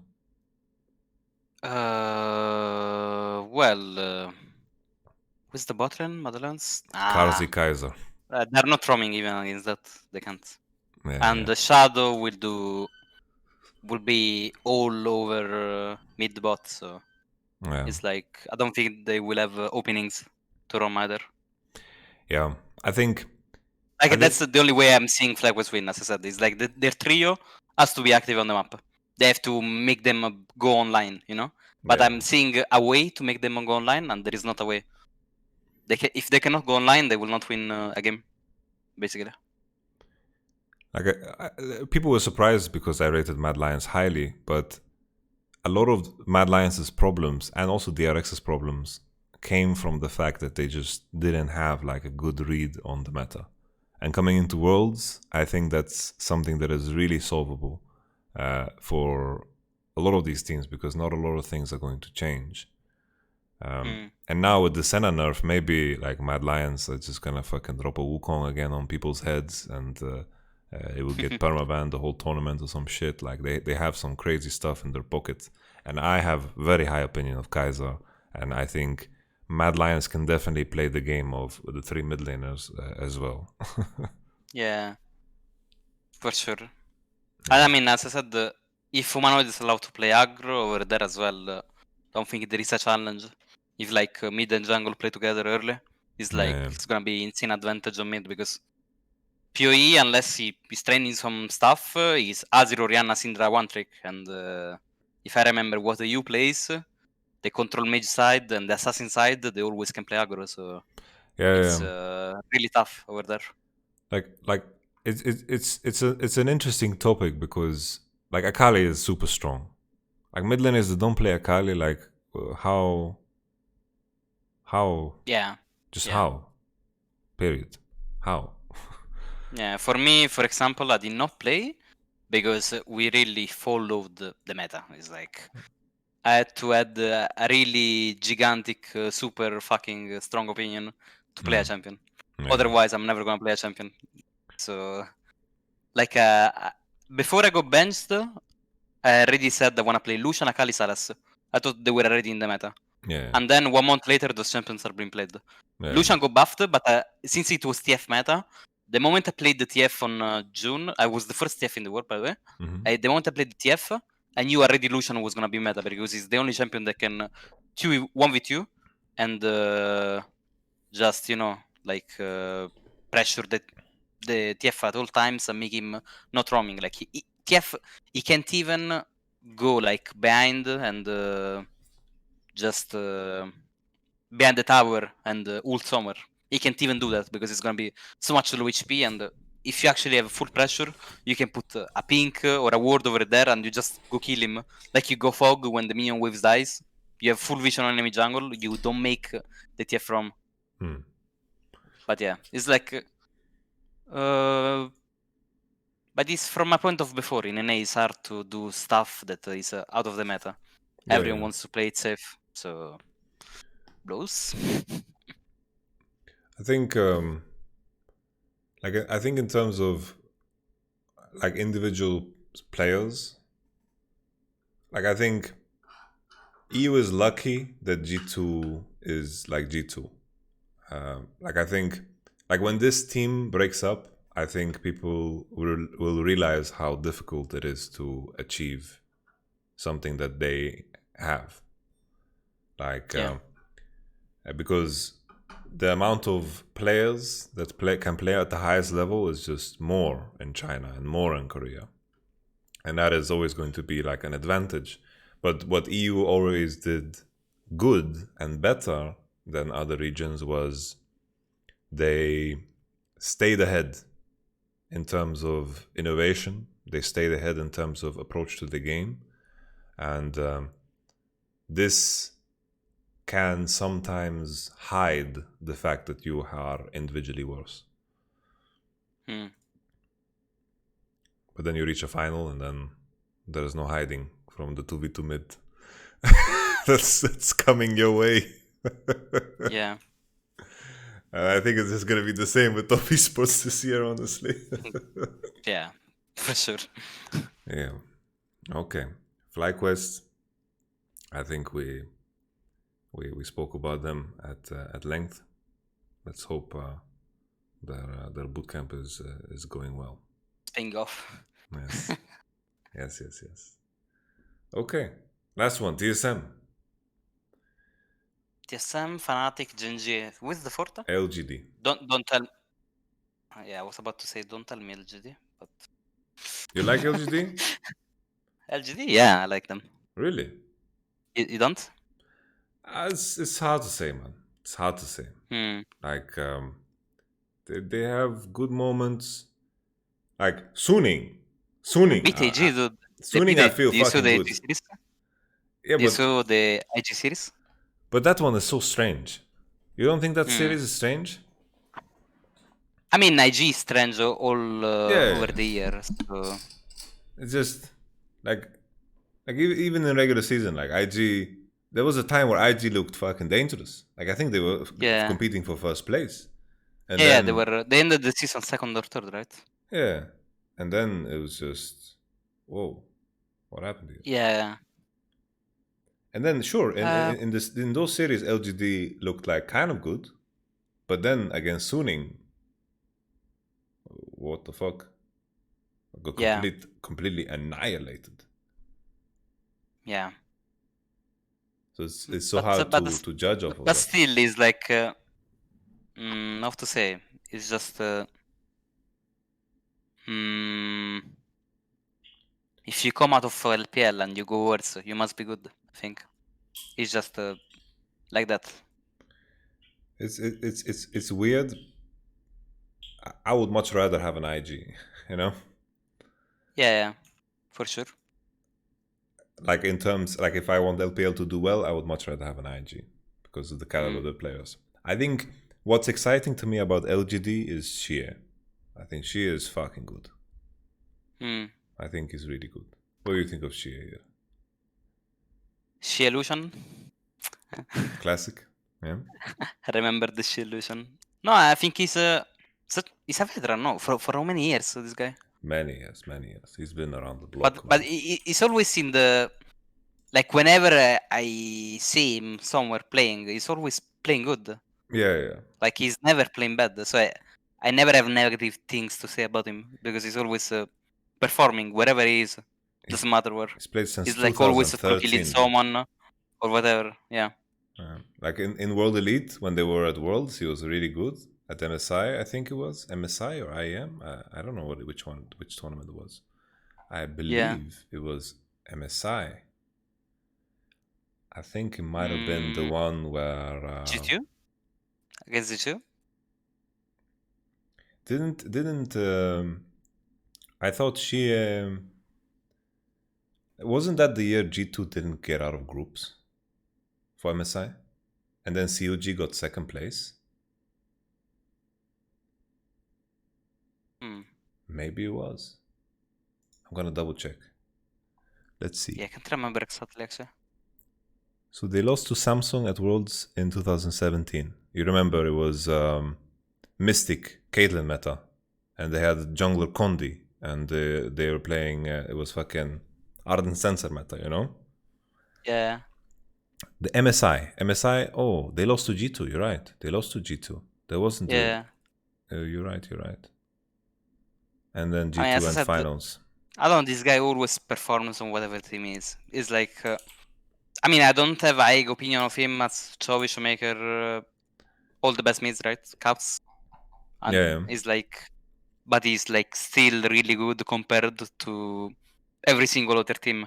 The question will be who is better, Angel or Xie, I guess. But like after that is like those are the best mids in the world. So he's like in the top 5 over there. Yes.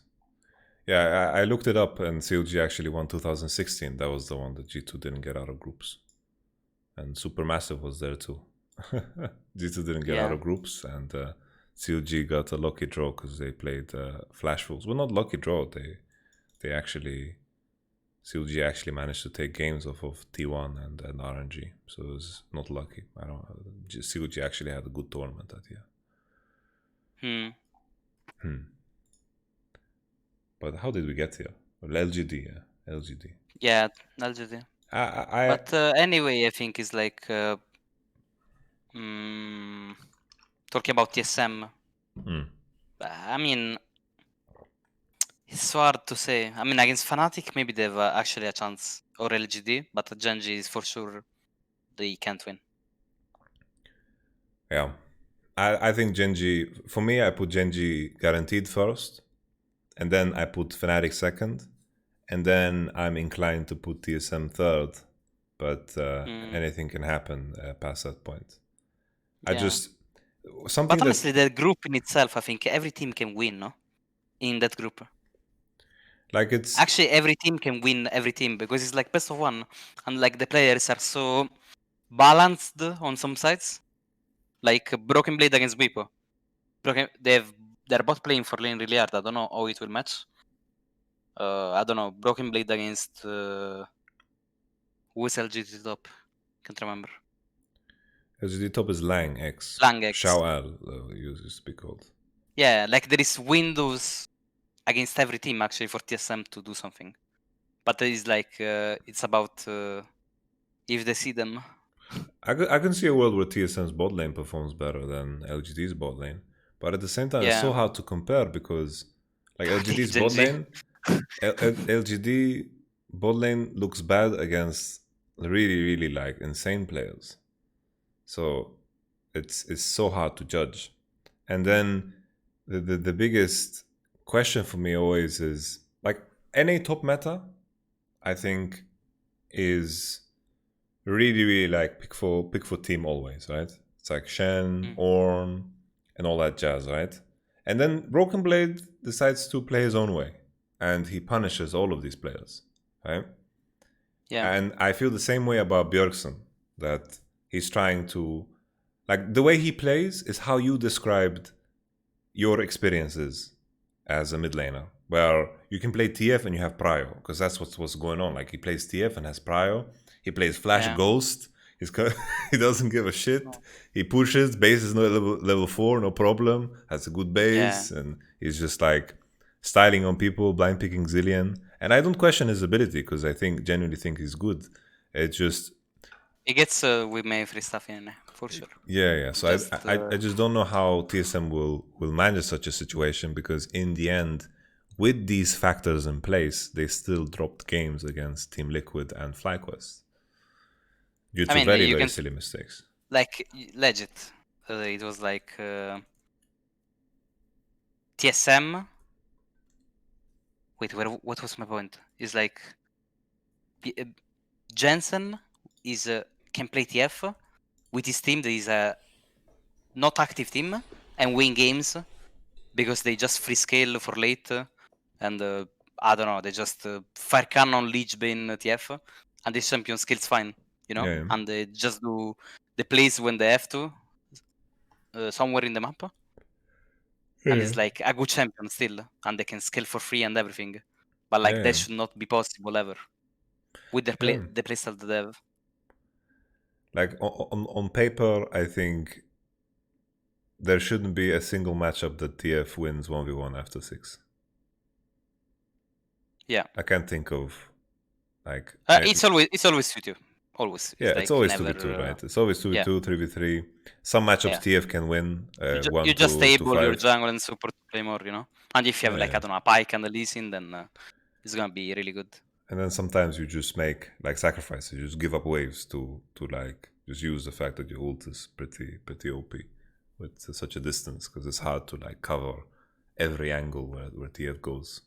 So you just kind of give up to go. Yeah. And usually that pressure in itself is also like really big for like laners that really will squeeze it. Yeah. Like if you have TF and you're playing against like Ruler and Life, they will like respect it appropriately, you know, if TF is in vogue and giving up mid wave. Yeah. But I don't feel that same effect. When I see Bjergsen doing that, it almost looks like he is allowed. Like, I don't even know if I can call it fake pressure, but it's like there is like a constant pressure somehow, you know? Yeah. It's strange. Yeah, like I don't know, so many matchups he picked I think once he picked was it TSM against Team Liquid best of 5? He picked Zilean into LeBlanc. Did he do that? I think he did that or something. I think he picked Zilean into such a bad matchup and he still got away with it because it was game 5. It was us maybe. Oh, it was us maybe. He had Zilean against Lucian. Zilean against Lucian. Wait, it was against us? It was against Golden Cloud9. played Lucian? Was it Golden playing Lucian against Bjergsen? It was no, it was Lucian, what's his name? Niski.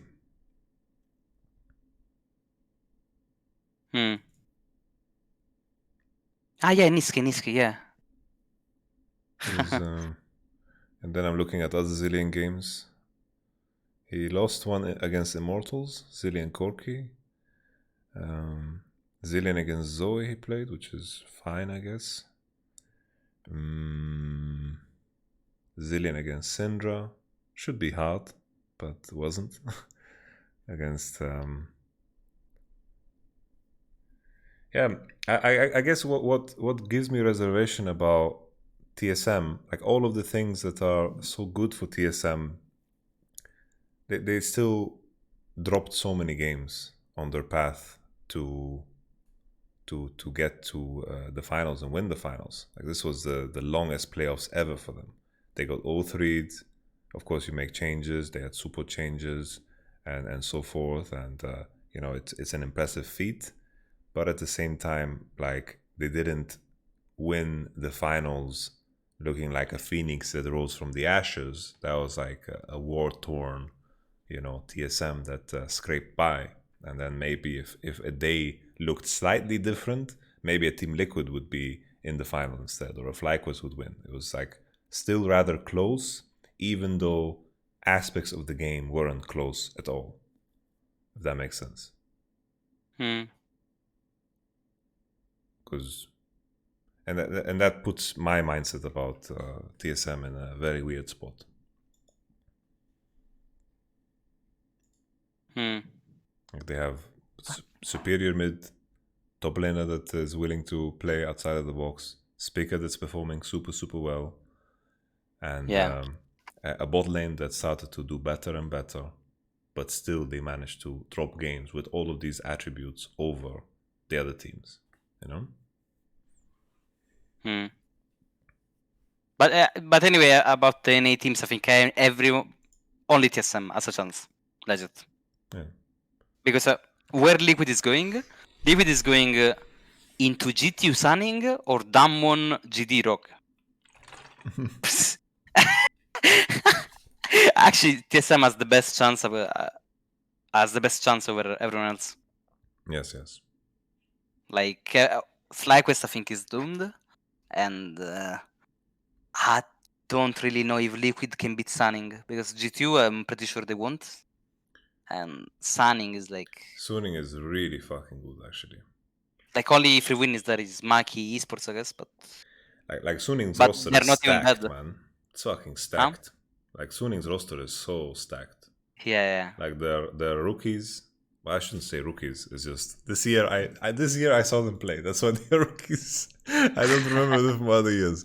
Bin, rookie. Man is 17. He's 17. Jesus. So he's 17. He started the... Okay, so he's a rookie. And then we have Huan Feng. Huan Feng, 19. Not a rookie. He was a sub and he played in the LPL Baby League. I can't find the word now. It's pretty late. And Huan Feng and Bin individually, fucking good, man. They like, you look at some players and like, this could be the future, you know, when you see some players.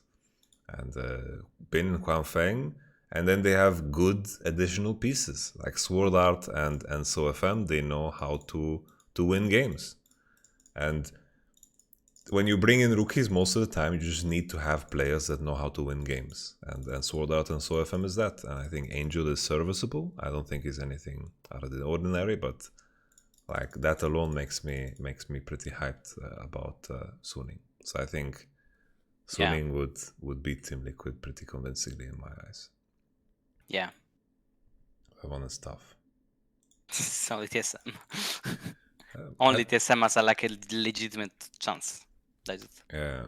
I think also, I don't know what you think, but like usually players that are mechanically good during boot camps, those teams have the highest like ceiling in terms of how they can grow.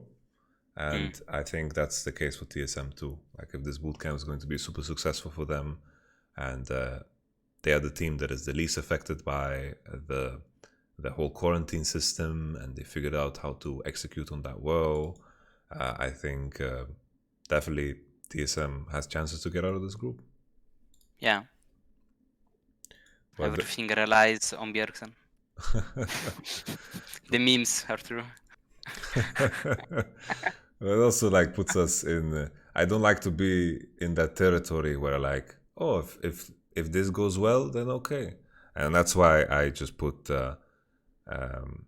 I put Fnatic second and Genji first. The reason I have more faith in Fnatic is individually they're also super good.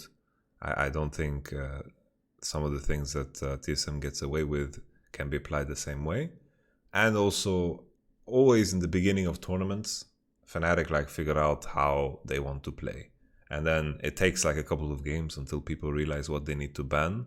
Like, for example, at last year's Worlds, it was like, yeah, ban Xayah, Gangplank, and Gragas, and then you win against Fnatic. But they won against T1, they won against RNG with exactly these pieces. And there's always like Fnatic, their players always keep their champion pools very compact. And I think in group stages that becomes very dangerous. But then later in best of fives, it becomes like a problem for them instead.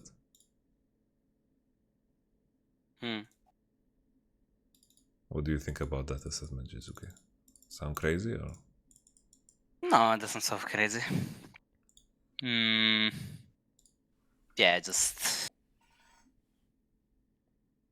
I'm really trying to figure out an opening actually, but it's really only TSM.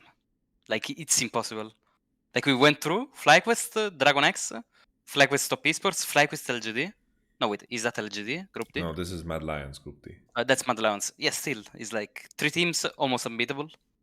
So, like, the chances are really, really low for them. Yeah. And then there is Damwon, GD, Rogue, Liquid, or G2, Maki, Sunning, Liquid. And they have a free win only against Maki. All other teams, they have to really sweat for their lives, which is really hard. Yeah. Yeah, really TSM, actually. I mean, against Fnatic, they could get a win like that by farming for free on Bjergsen. Because, I don't know, I don't see Nemesis as an insane laner or something. Yeah, I think Bjergsen's better than Nemesis. Yeah. And yeah, like, they could get a game from Fort. Who is Fort again? Fnatic, Genji, TSM? LGD. I could see them winning against LGD as well. Yeah. Like, it's really only TSM. Like, it's impossible that FlyQuest or Liquid gets out of group. You can quote it.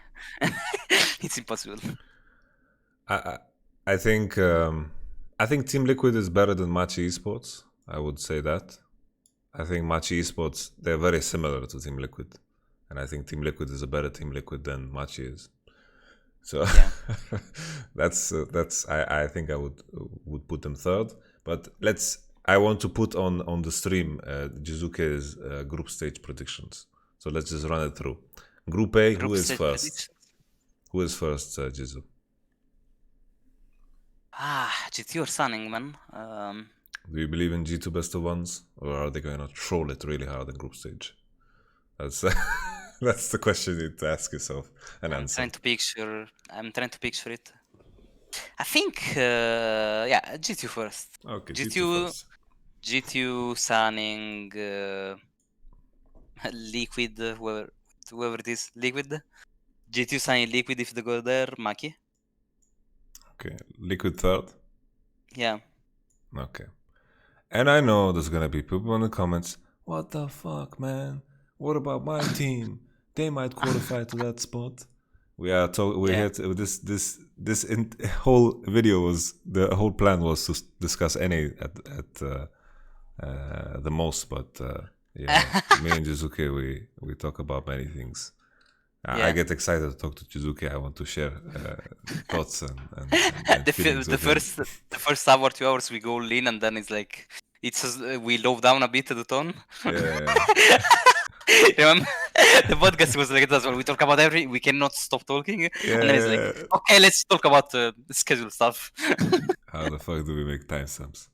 It's impossible. Okay, Group B, Jizu. Who is first? Damwon first. Over JDG, you put Damwon first? Damwon. I think Damwon is the shit. Damwon has K-pop star backup. Like, they cannot lose, I think. Okay, so Damwon. Okay, why is Damwon better than JDG? Let's hear it, Jizu. Okay, you can just compare the teams. Okay. Let's see. It's like Nuguri against Zoom is exciting, honestly. Nuguri against Zoom is exciting as fuck, no? I think who's gonna win that? I think, you know, from screaming Damwon a lot, Nuguri is a fucking barbarian, man. He's a really, really barbarian laner. Like like if he gets a lead, he presses it super hard, but he doesn't do well unless, like, if Showmaker and Canyon do well, he does well, you know? Like, it works. And in LCK, all the time, Canyon and Showmaker do well, so it works, you know? It's perfect. Yeah, so I guess the question is Yagao Kanavi of the match against Showmaker and Kanavi. I mean, no, wait. Showmaker and Canyon. Yeah. And then like some crazy players on these teams, man. But bot lane is like question mark though. Loken LV Mao against Ghost Beryl. Or well, they play also a second support, no? They don't play only Beryl, they also play the second support, Damon, right? That's Genji. They play Beryl all the time. Genji play with Kellin, I think his name is. Kellin, but Life is the go-to okay, yeah, never mind. Confused. So Damon first. Actually, maybe I change this GG first. I think it has to be. I'm watching the players now. I think it's GG first, Damon second. JG have a crazy roster. What do you think about Yagao, Jizu? What do you think about Yagao? No one likes him. I like him. No one likes him? I like him as well. I think he's like a Doimbi really almost, you know? Yeah. But mechanically good. I think he's one of the best at using their jungle in the world. Yeah. Like him and they both work so well with each other. It's like every time I see the team, mid gank is successful. I don't know why. Yeah. But it's actually every time enemy mid dies and they just roam around the map so well together as well. Yeah. It's that team, that roster is crazy, man. JDG's roster is fucked up. Like, I think Zoom is the best top player in the world. Yeah? Yeah. I think... Because LPL top laners are crazy this year. Like, LPL top laners have been the shit for quite some time. Like, the Shy has brought up some good boys in the LPL. The boot camped in the LPL area for so long. Yes. And like Khan came over too. Like all the... Like, I think when you think of insane top laners, I would think of the LPL. Like 3 of the top laners that they're sending: Bin, Zoom, and what's his name? Shit. 369? 369, yeah. All fucking good, man. Really fucking good. Yeah. Lang, I think, serviceable, but shouldn't be in the conversation with the other 3, I think. And to be fair, no one should be in the conversation with Zoom, I think. It's hard for me to see any mistakes he makes. It's very, very hard to find. I was putting Nuguri there, but we have a first-person experience in scrims, so... No, if you say Zoom is better... I don't want to sway you. I mean, from what I see, but stage is not everything. As you know, it's like you see so much more in scrims. Yeah. And like the weaknesses and everything of the players. So, I mean, I was putting Nuguri over there, but if you say so, then I guess it's GDG for sure first. Sorry, I didn't want to convince you in any way. I mean, because just mid jungle top damn one with support is like everyone is so good, you know. And if top doesn't go in the equation, I think is actually GG will win. Yeah. So it's GG, damn one, Rogue, and fourth actually doesn't matter. He will lose no matter what. Yeah. Whoever is fourth. Because Rogue is good, I think. I think Rogue is good. Yeah, but just it's a matter of fact if they upset GG or Damwon. Super sad that they're in this group, honestly. Super sad. Yeah. Take any other group and they have good chances. Yeah, I mean, the logical way is to put them third, I guess. Yeah. But you never know, right? Anything can happen. Yeah. That's what we have to accept. It's the best of ones. Yeah. And then is TL fourth? We just put TL. We pretend TL is TL, Unicorns of Love, whoever is there, I don't know. Fourth. Okay. I and Z. Group C, Genji first. Genji first. Oh my god, man. I guess Fnatic. Okay. Gen.G Fnatic LGD TSM, I guess. But even that one is like, I think Gen.G is secured first, but every other team is like anything can happen. Second is up for the taking, I think. Okay. So Prediction will be that is Gen.G, then LGD or Fnatic second. I will not answer.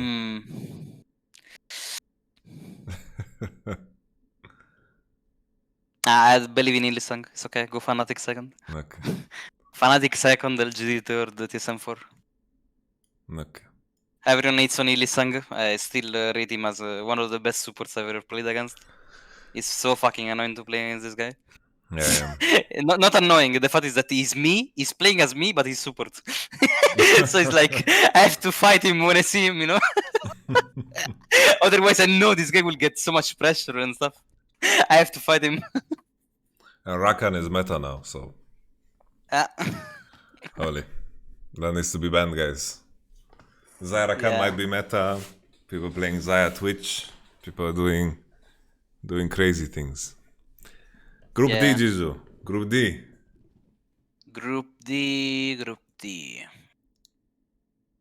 Top Dragon X. Mad Lions. Yeah, I guess Mad Lions FlyQuest. Okay. Simple. Actually, top.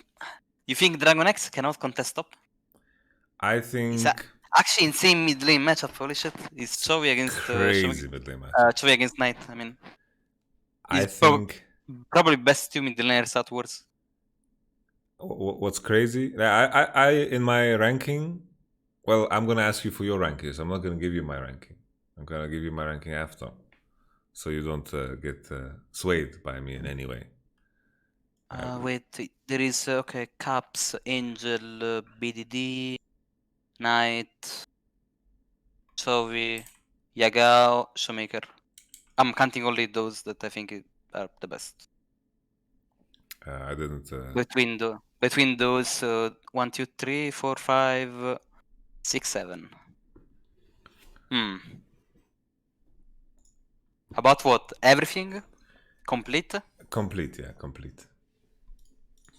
Knight, rank 1. No matter what. Rank 1. Okay, no matter what. Yeah. Why Jizu?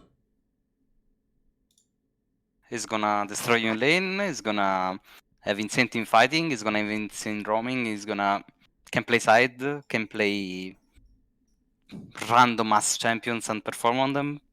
Like he's one tricking them for 1 year. I don't know, it's like just really good. And he's also the one that had problems against the most after Rookie. Okay.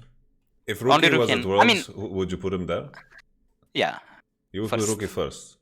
I will still say Rookie is the best mid laner in the world. Okay. It's like, even by watching all IG games, he's like... He's really good. He's too good. Like, I cannot not put him rank 1. He's for sure the best mid laner in the world by 3 years now. So. Yeah. And it's fun that he always stays there. But it's just... I mean, you know what I had against him in 2018 is like, I cannot win this guy. I cannot win this guy. I have to bootcamp here for 3 months in Korea. You know, it's like... And I mean, like, the fact Rookie I solo killed him, if you remember. But it's like, I didn't solo kill him as much as he solo killed me. Yeah, that was wild. You played Rise, I think? No, we don't talk about that game. I won against every Vel'Koz in the world if he played Vel'Koz into Rise himself. Okay, this match of if the Vel'Koz is really good, the Vel'Koz wins. But I won every single Vel'Koz in the world. Every time I was one tricking Rise in US, everyone was picking Vel'Koz, whatever playing Orianna, Azir, all the control mages. They were thinking they win. Then they pick Vel'Koz. Then they pick Nico, Glacial Augment. Then they pick name some other Glacial Augment champion. Like every Glacial Augment champion. Yeah, like they just pick everything. They try everything. They failed, and then I meet Rookie. I'm like, okay, this matchup is good for Vel'Koz. It's like really hard. Yes. And I mean, Knight is easier than I mean, at least last year I played when we went to China, like 1 year and a half ago. RNG. Like it was I could win Knight. Just the rookie is like, I'd say there is a god level, rookie level, good level, and it's like here, and then there is everyone else here, S tier, but it's like rookie is just really far up. Anyway, going with the rankings, I think is Knight first, then second has to be Choi. I think Choi has to be second. I'm soon done, Angel. I'm recording with Jiizuké. He greets you. Oh, hi. Hello. She doesn't see. Okay. She's angry because I've been talking for so long. But it's okay. She will understand. This will be the greatest content piece ever. Chovy second. Choi second. Okay, but slow down, cowboy. Tell us why. I think Chovy lane phase best in the world. Yeah, yeah. I mean, I was really surprised the series he played. What was the last series he played? Against Showmaker, Damon? Yeah, like the way he was playing, he was out playing and everything. Yeah. It's like it was the only hope for Dragon X series. Like no one showed up but him, only him. And then the Irelia game we don't think about because blind picking Irelia into Pantheon, Renekton, Nidalee, like you are just you want to go home fast, I think. Yeah. This is really yeah. really yeah. true. Yeah. And the third, I'm thinking either Caps or BD or Showmaker. I mean, not Yagao has to be after those. That's the top 5 for sure. I agree. That was my top 5. But I'm not sure about. Because I was thinking of putting Cap second, in my opinion. But it's like Cho is too good to not put him second. Okay. Does that make him third? Like Caps just do so much for his team, I think. Like I'm also considering that what they do for their team, Chovy, Knight, all the mids, you know, like who needs to perform in their team. BDD as well as some fucking 1v9 potential on Azir, you know, like Shurima and stuff. His like Orianna really is crazy too. His Zoe is also really good. His Akali, his Echo. Wally, did you see his Echo? I thought of you when I saw it. Yeah. Dangerous. I predict. Yeah. His Echo is. Actually, I didn't know Hail of Blades was working like that. I learned Hail of Blades from him because I don't like it, but it makes sense in some matchup. He's like he just outrades you. It doesn't let you play early if you can play aggro. It was pretty good to see. So number 3, I think. Jizo.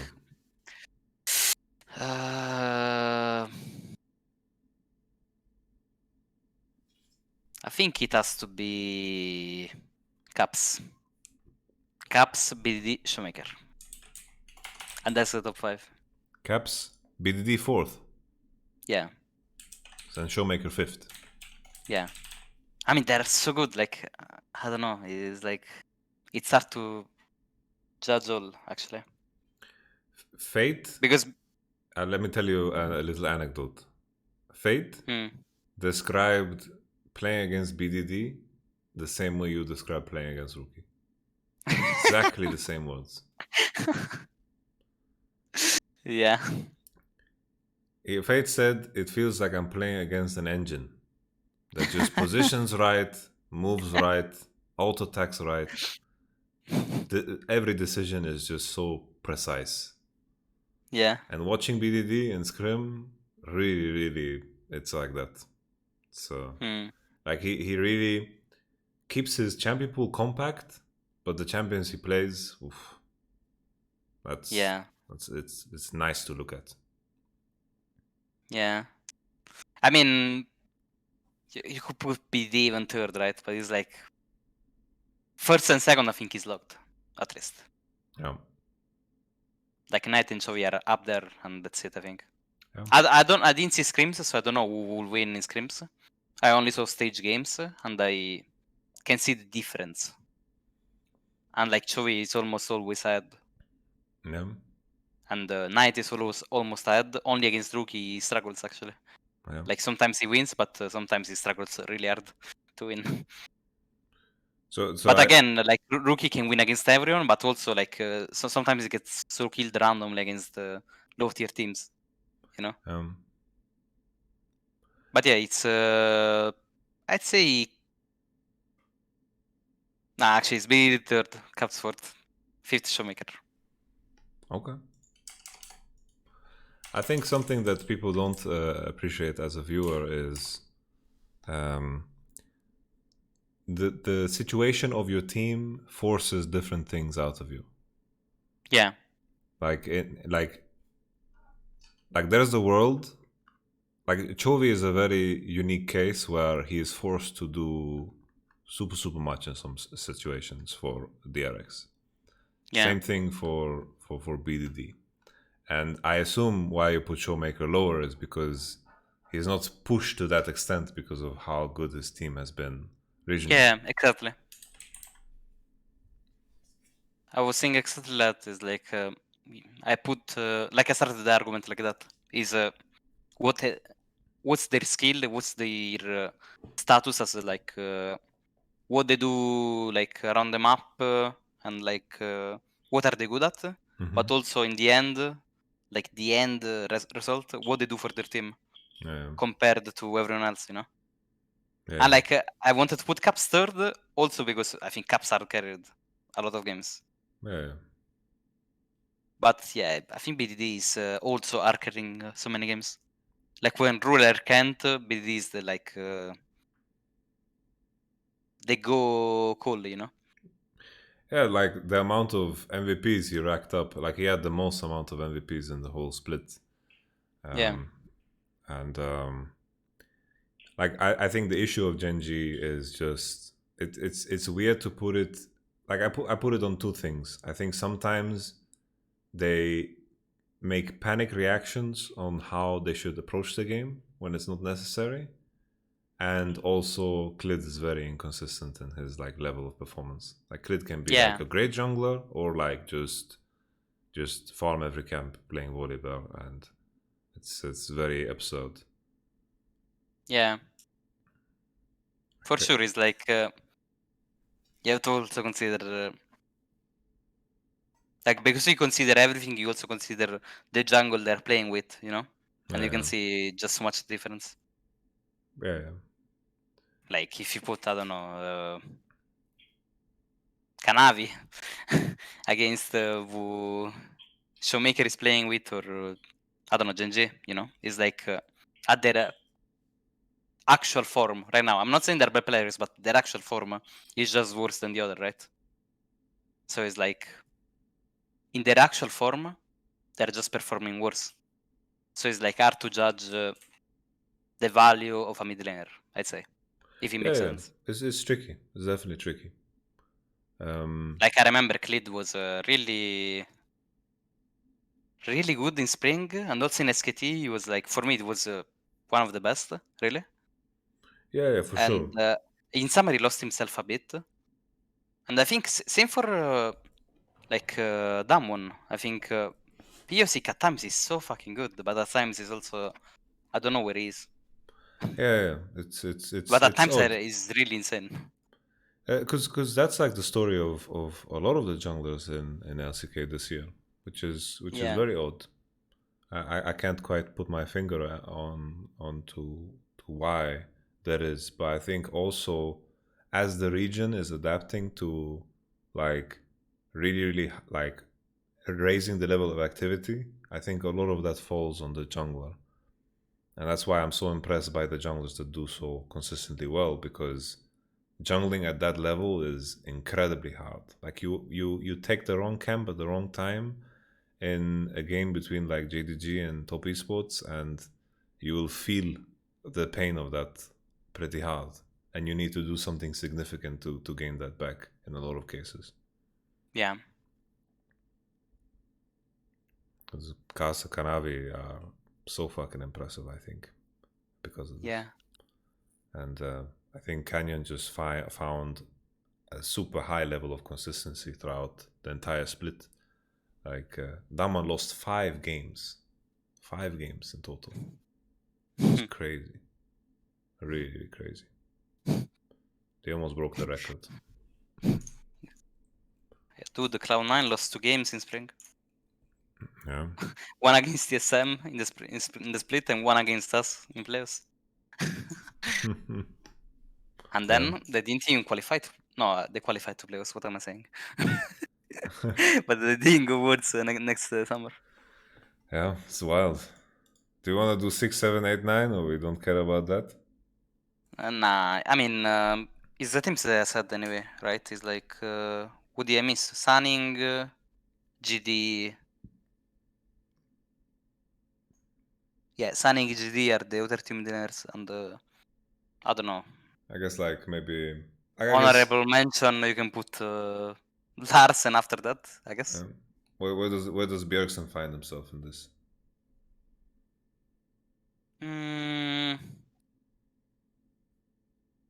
I think mid lane is too stacked to put him somewhere. Okay. I think. If we turn the conversation Jizu to 2v2 mid. What are the 2v2 mids that stand out to you the most? We do a ranking 1 to 5. Let's do that instead of doing the ranking 6, 7, 8, 9. And then after that, I'll reveal to you my my rankings for mid and for mid 2v2.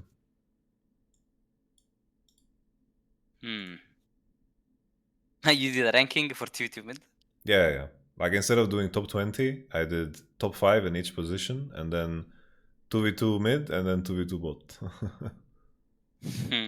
Because top 20 makes no sense. I was sitting there, I was like, how can I compare Zoom to Ruler? Like, how does it make sense? I mean, actually, you know, I think everything turns here, though.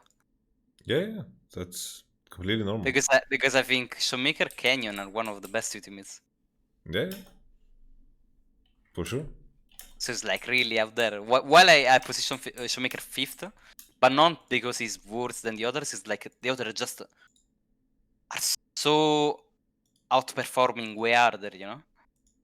Yeah. But it's like he's on that level as well, but just by little bit he's not, you know. But compared to the 2v2, I think I don't know. They might be even second, Jiizuké Canyon in 2v2 mid. So we start with the second place. No, they're not first because I think it has to be TES first. Okay. It has to be first TES, second Damon Gaming. And third, I don't know, Genji I can't put because clearly, as I said, is underperforming. Dragon X is underperforming. Who's third even, actually? Has to be JDG by how you're talking, no? Yeah, Kanavi.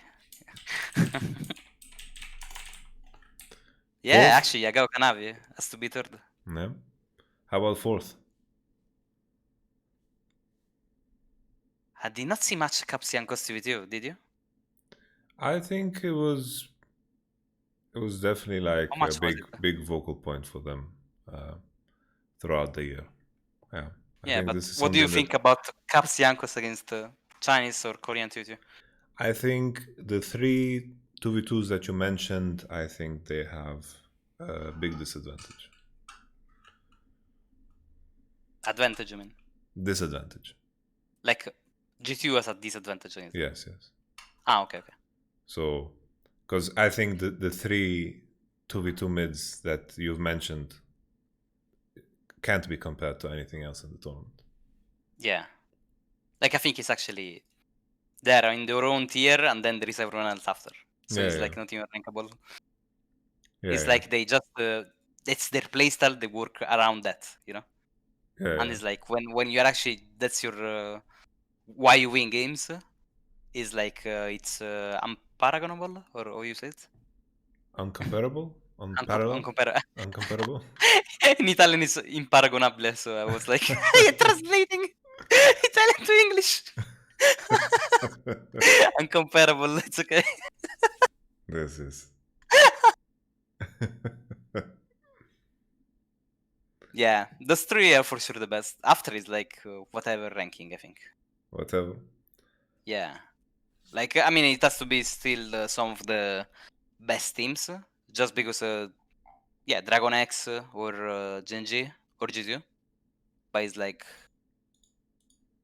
you just could see the differences in what 1v2, 1v1 looks like. So you will put Chovy on top, I guess, on those 2v2, because Chovy is the one that can absorb more pressure compared to the other.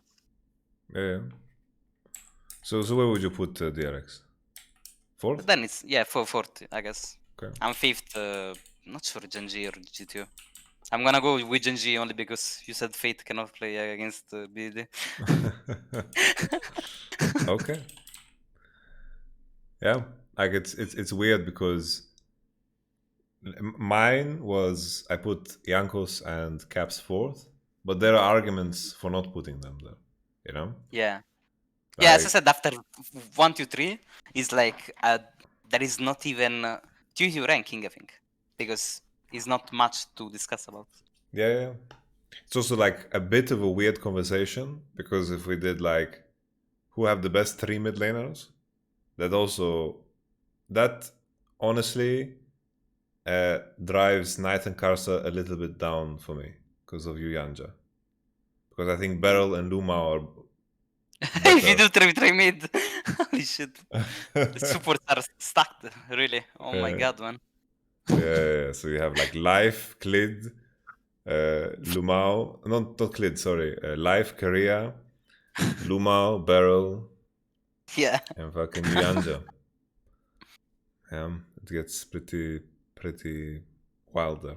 I put Chovy fifth, but on my tier list I wrote Chovy/Chovy, not Chovy/Pioshik, because Chovy alone is better than a lot of these 2v2 mids.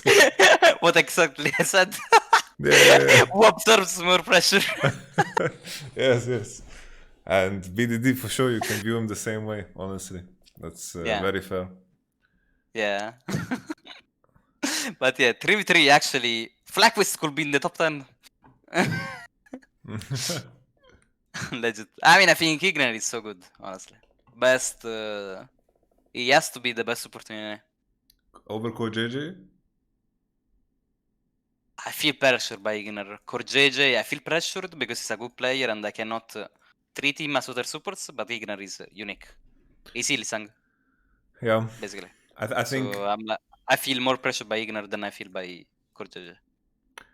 Yeah. I think they are on similar levels, but they are very different. Like let's say, have you played like FIFA? You know, have you ever played FIFA where like players have like points? You know, they have like a score. This in strength, this in dexterity. Yeah, whatever. I would put them on a similar like base score, like a total score, but they have It's the like same, but they have different strengths. Yeah. It's like Core JJ is, I think, more precise, and Ignar is just more active. You know? Yeah. Basically, I mean, Core JJ, like they also lane and win lane, while Ignar and War Turtle they're not at 2v2. It's like Exactly. Ignar is Yeah. gonna be unlocked and do other stuff, and it's like his view of the game is also different from Core JJ because he sees different things in Core JJ in a game. Yeah. On what you should do in a game, you know. So it's No, like for sure. they're on the same level, but they're actually wouldn't know if I'd say who's rank 1. I can just say what I prioritize more, and because they are on those teams, and what Ignar does to his team compared to Core JJ, I'd say Ignar is best, just for that reason. Okay. No, it's an interesting metric. Like having the discussion of what they need to do for their team in order to win. I think that's interesting. Because I had the same thought when I was rating Showmaker. Because I can tell you my mid ranking. It was Knight, Chovy, Caps, Showmaker 4th, and then BDD 5. And even then, when I put BDD 5, people were surprised. And I was surprised that people were surprised. Because BDD What do you do? What do you do? You put Knight, Chovy, BDD, Caps, Showmaker. And I was saying Caps maybe third as well. Yeah. But then I swapped around. It's like it's so hard. It's actually so hard because like I wanted to even put Caps second at first, but then I'm thinking Chovy is way too good to put him even lower than that, you know? I think what Caps does the best out of all these mid laners is the transferring of pressure. I think this is what makes him. This is the trait where he does best. I think Knight is the most complete out of all. I think Chovy is the best laner. And then when it comes to BDD Showmaker, I don't know what really stands out to them, but they are also like quite like Showmaker is also quite complete. I feel like he's Night Light, you know? Yeah.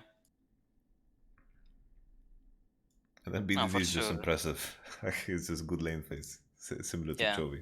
Chovy Light, but maybe smaller champion. I mean, it's like the way he thinks about team fights. Like I studied them, I was like, why is he going there? And when is he going? Is like you just when he's playing Azir, if you rewatch his games, and you just see the moment he does and the enemy does, and when he thinks to go in and do like his flash ultimate, 5-man ultimate is like so impressive to me because it's like it really looks for the perfect timing.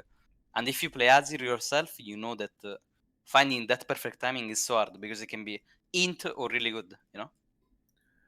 It's weird because we are like in a world of like impression, right?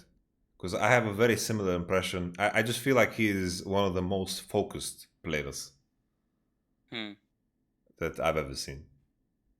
Yeah.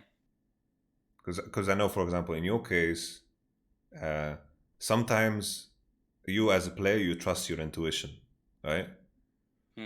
And BDD comes across as a player that is always like really focused on what's happening, you know? Like really like, I'm not saying you're not focused, but his level of focus is unique.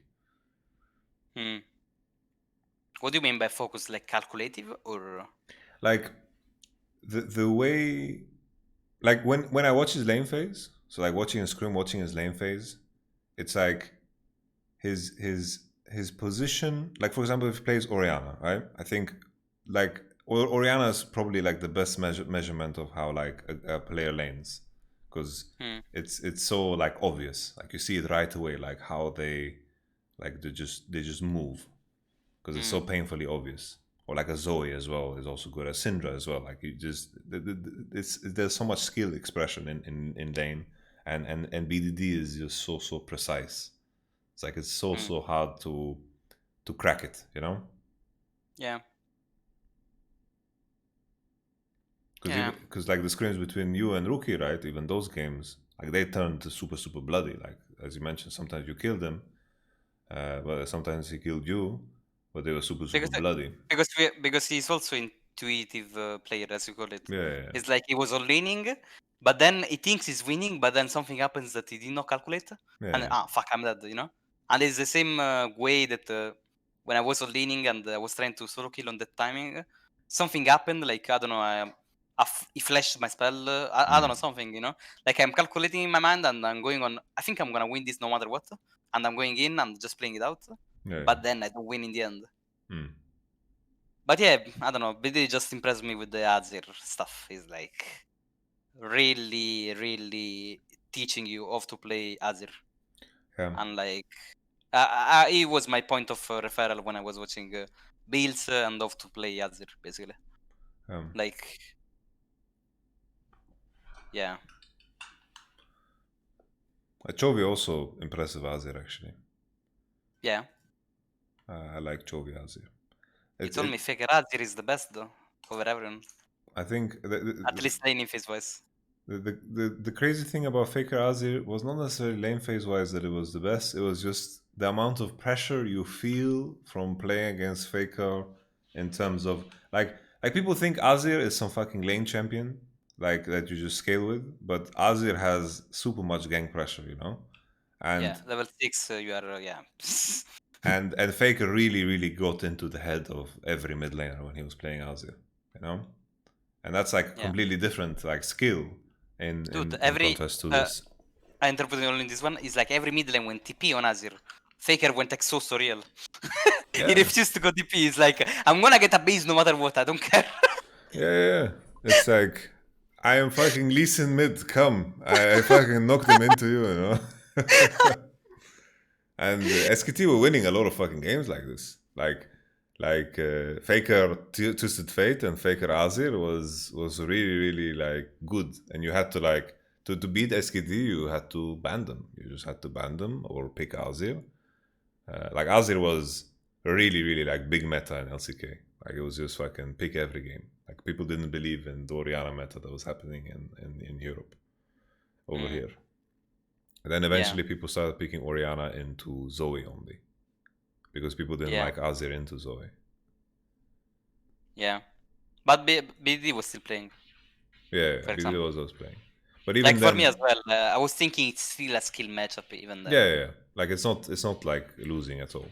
Like like I saw many times Azir just winning against Zoe too. Like going Comet and just fucking straight up just going all in on lane, and then like if you don't have good luck, sometimes you can get screwed over. Definitely. Yeah, like you just know, honestly. It's like suddenly you think you can win the lane with Azir. It's like if you get poked too much as the other side, suddenly you can just all in him. Like, and then for the Zoe example, you do WEQ in, then do movement on the left, on the right, to dodge the E, keep eating him. It's like suddenly you're dead. Or if you're 6, you just wall him, I guess. And then the Zoe has to E in between, or is that no matter what? I don't know. It's also a very, very jungle dependent matchup, I think, as well. Because I think it's way easier. Like I think Azir 1v1 can win a lot of matchups if he can use E however the fuck he wants. Yeah. I think that shifts a lot of things. And if the enemy jungle is set, like you can't play like that at all. You're very especially against Orianna or Zoe. You know, when they Q, Orianna does QW level 3, level 5. He has 6-second cooldown, by the way, on the ball. It's like if you EQ that, suddenly you go on the lane. If you can just use your spells. It's basically Lucian now, right? It's like 20 seconds cooldown on your E. If you can just dash in most like Orianna, Zoe spells. You win the trade, you go back, you do it again, is that? Now people always ask me like, who wins this match? I would say if Lucian can dash in, he wins. It's every Lucian matchup. That's what I always say as well. and then you go into game, someone doesn't win. I think this matchup is not good. No, I just can't go aggro. That's it. Yeah. It's like that in the end. It's like every LeBlanc matchup. If the enemy can play aggro, we'll win against LeBlanc. And then, I don't know, I play some matchup. I think we should not pick this matchup. Well, I think this guy should not be able to play the game, but he's playing. I don't know why. You know? Like LeBlanc is a champion that has a dash that can go in your face and chain. And then suddenly jungle is here and you're dead. Every time. No, for sure. Yeah. Okay, what do we didn't talk about, Yamato? I think who's winning the tournament, Jizu? What's your prediction? Oh my god, we need a tournament. Just bold prediction without seeing the teams playing against each other. Yeah. People are gonna listen to this and then bet their house on what you're saying right now. Oh my god. I don't know, I really want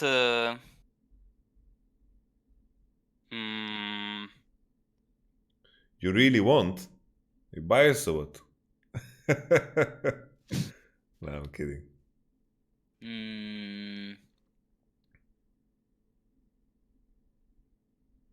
I think, personal opinion, we stop top laner 369. Yeah. Good. I personally think Damon will win Worlds. Wow. Okay. They have the best mid 2v2. I think the top is insane.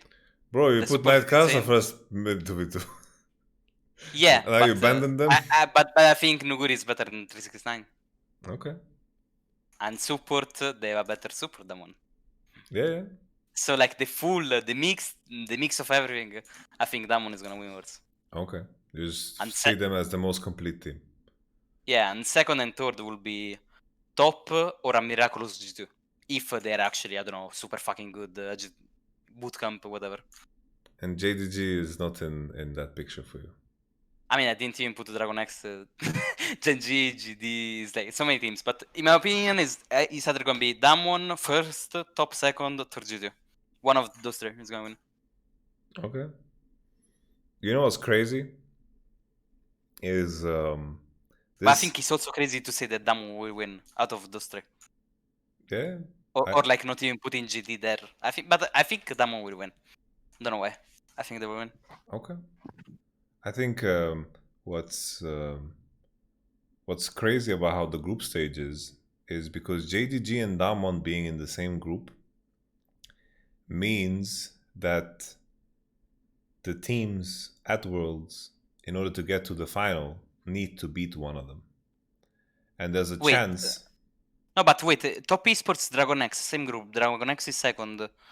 They can't face Damwon first.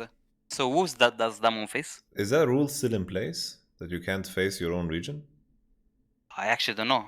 I think it's not in place anymore. I think they can. Oh, really? Oh. But I am not completely sure. Let me just check. I don't know how to check, actually. Ask Riot right now. Hey, by the way, how does it work? I opened Google and I didn't know what to write. Check. Just write check. Let's see what. Check. Wait. No. It's only like if you were in the same group, you land in the opposite bracket. Uh-huh. It doesn't say, like here on Wikipedia, it doesn't say any rule. I think they removed the one with the region some time ago, because in the past people like auto-qualified to quarters. They didn't need to play groups. Yeah. And then like to avoid the situation where like you qualify through groups and then through quarters you play the team from your own region, and then the team from your own region loses that, and they just came to Worlds to play against an NA team and lose, for example, you know. So I think, because I remember Cloud9 auto-qualified to quarters or something like that in the past. Yeah. But anyway, my point was, like, there's a world where like Damwon faced top esports right away in quarters, and every other team is gonna be so fucking happy. The winner of the series been worse then. It's okay. It's like every other team is so fucking happy, you know? Yeah. They're like champagne, you know, Chinese champagne. They fucking kill each other. It's like 2018 when KT versus IG. When IG killed KT. And KT was favorite in the tournament. Yeah. And the series was 3-2. Like, that could have been the final, you know? Yeah, it was the finals, let's be honest. Yeah. It was the finals. And screaming against both those teams, you knew, like, we knew right away that these are the teams that are going to be world champions. I remember I saw Lucky, and then I'm like watching you to the other side of the room. I was so happy, with a smile on my face. And then I'm playing LeBlanc. I think I'm 7 kills somehow, and then I'm playing with their trio somewhere. I'm just going all around the map, trying to take pressure somewhere, taking waves at second tower enemy team while we don't even have first tower. Yeah. I was trying to do something that. I don't know how. Oh my god, that series was fun. We never won, no? I think. No, we never won. We didn't know. No, I think we would have remembered. It's something to celebrate, man. I just remember the discussion top and bot. Where should we gank and where do they gank? They read everything we did. Like, it was impossible to break them. Like, we couldn't gank them. We couldn't break them. Like, the only person on that team that was dying was Yucal. And it was meaningless. It was meaningless because they just, I don't know, they were really, really insane. Yeah. They were really good. We gank bot, we cannot gank top, bot, then we go in review. I think we should gank top, by the way. Why enemy top, they're diving me, and we're losing bot. And then next game, we gank top. We failed to gank top because, I don't know, Smeb... They play TV2, they play Irelia Sejuani with I don't know what. Yes. We contest TV2 on top, we lose, and then bot is losing us. And then what do we do next? We can quit? Holy. Yeah, this is good times. Like when you end a scrim block and you just sit there, you're like, wow. What do I do? So good. What do we do, man? It's like, as a coach, I have to like I have to convince the team that this is like, you know, this is what we are fighting. We are progressing. But there was no realistic world where we were going to become as good as KT during the span of like 2 weeks because we played them at the very end, you know? Yeah. So I'm not going to sit there and bullshit. Like, guys, we can become this good. Let's just work hard, you know? Like, if I could convince the team of that, then, you know, I can sell fucking shit to a toilet, man. It's just... There's a big gap there. God, man. I can't believe it. I mean, you ended the game. I don't know what to say. They're just too good. Yeah. I was like, it's inspirational. It's inspirational. It's inspirational. Yeah, it's inspirational. Yeah, because it was. I was like, holy shit, man. Wow. Just wow, you know? I should go to coaching bootcamp in Korea for 3 years. I mean, 3 months. The fun thing is that no one said otherwise, you know, because it's like everyone knows. Yeah, you know? yeah, It's like there can't be even have an ego thing. It's like IG. There can't be even an ego thing with that we can win or something, you know. Yeah, for sure. But it's fun because it was scrims, and then I think RNG was on that same level by watching like the LPL and stuff. Yeah. You know. So I was like, okay, if we can beat those teams, we can never beat NRG, and then we beat them. Yeah. So it's like that's what I when we beat Genji and RNG, I was thinking, okay, if we actually go out of groups, I think it's gonna be fine. We can do something special, you know. Because after that first game, I made a whole plan. I made a whole plan to make sure that us as players believe that we can beat RNG, you know? And the whole review was just framing it in a way where, look, we make these two decisions different and we are actually winning this game, you know? Yeah. And that fucking put wind in our sails, because with the second time we played them, holy shit, we didn't give a fuck. We tried to gank Uzi 20 times and it didn't work. Succeed, but still. It didn't work, and they were like, okay, we're gonna cash out with Draven on the enemy top.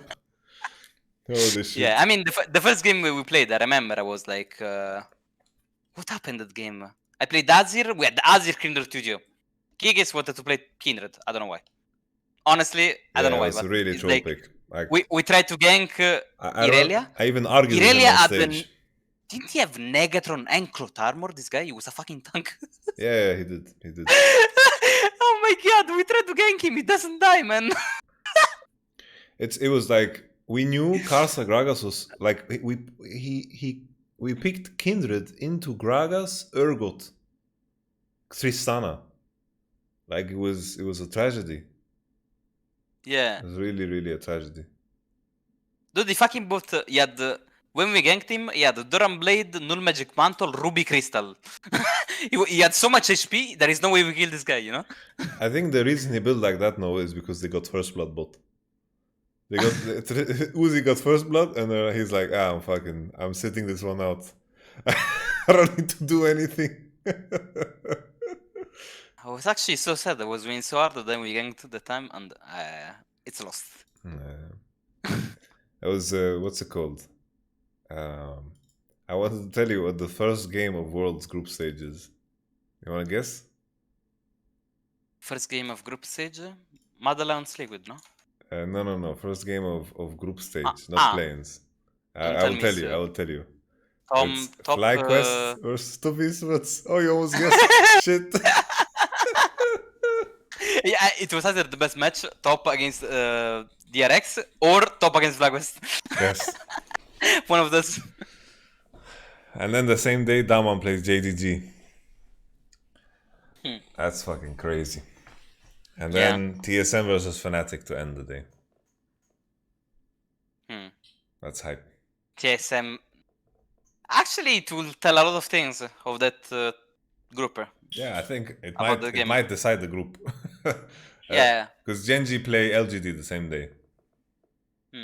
So it's Genji versus LGD, DRX versus Mad Lions, Rogue versus Team Liquid or whoever comes out of there. Yeah. It's gonna be crazy, man. Oh yeah, this world is hype, man. I think.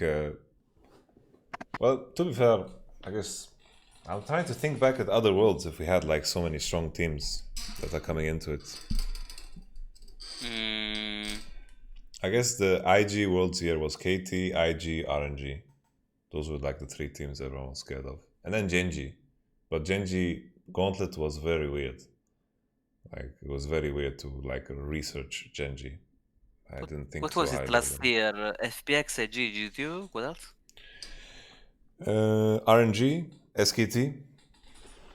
Oh, actually, last year was Last year was pretty fucking stacked. It was FPX, hard to predict IG, FPX to G2, win Worlds, I SKT, think. RNG. Oh my god, man. I don't think it Like- was that easy to predict that FPX will win Worlds. Yeah.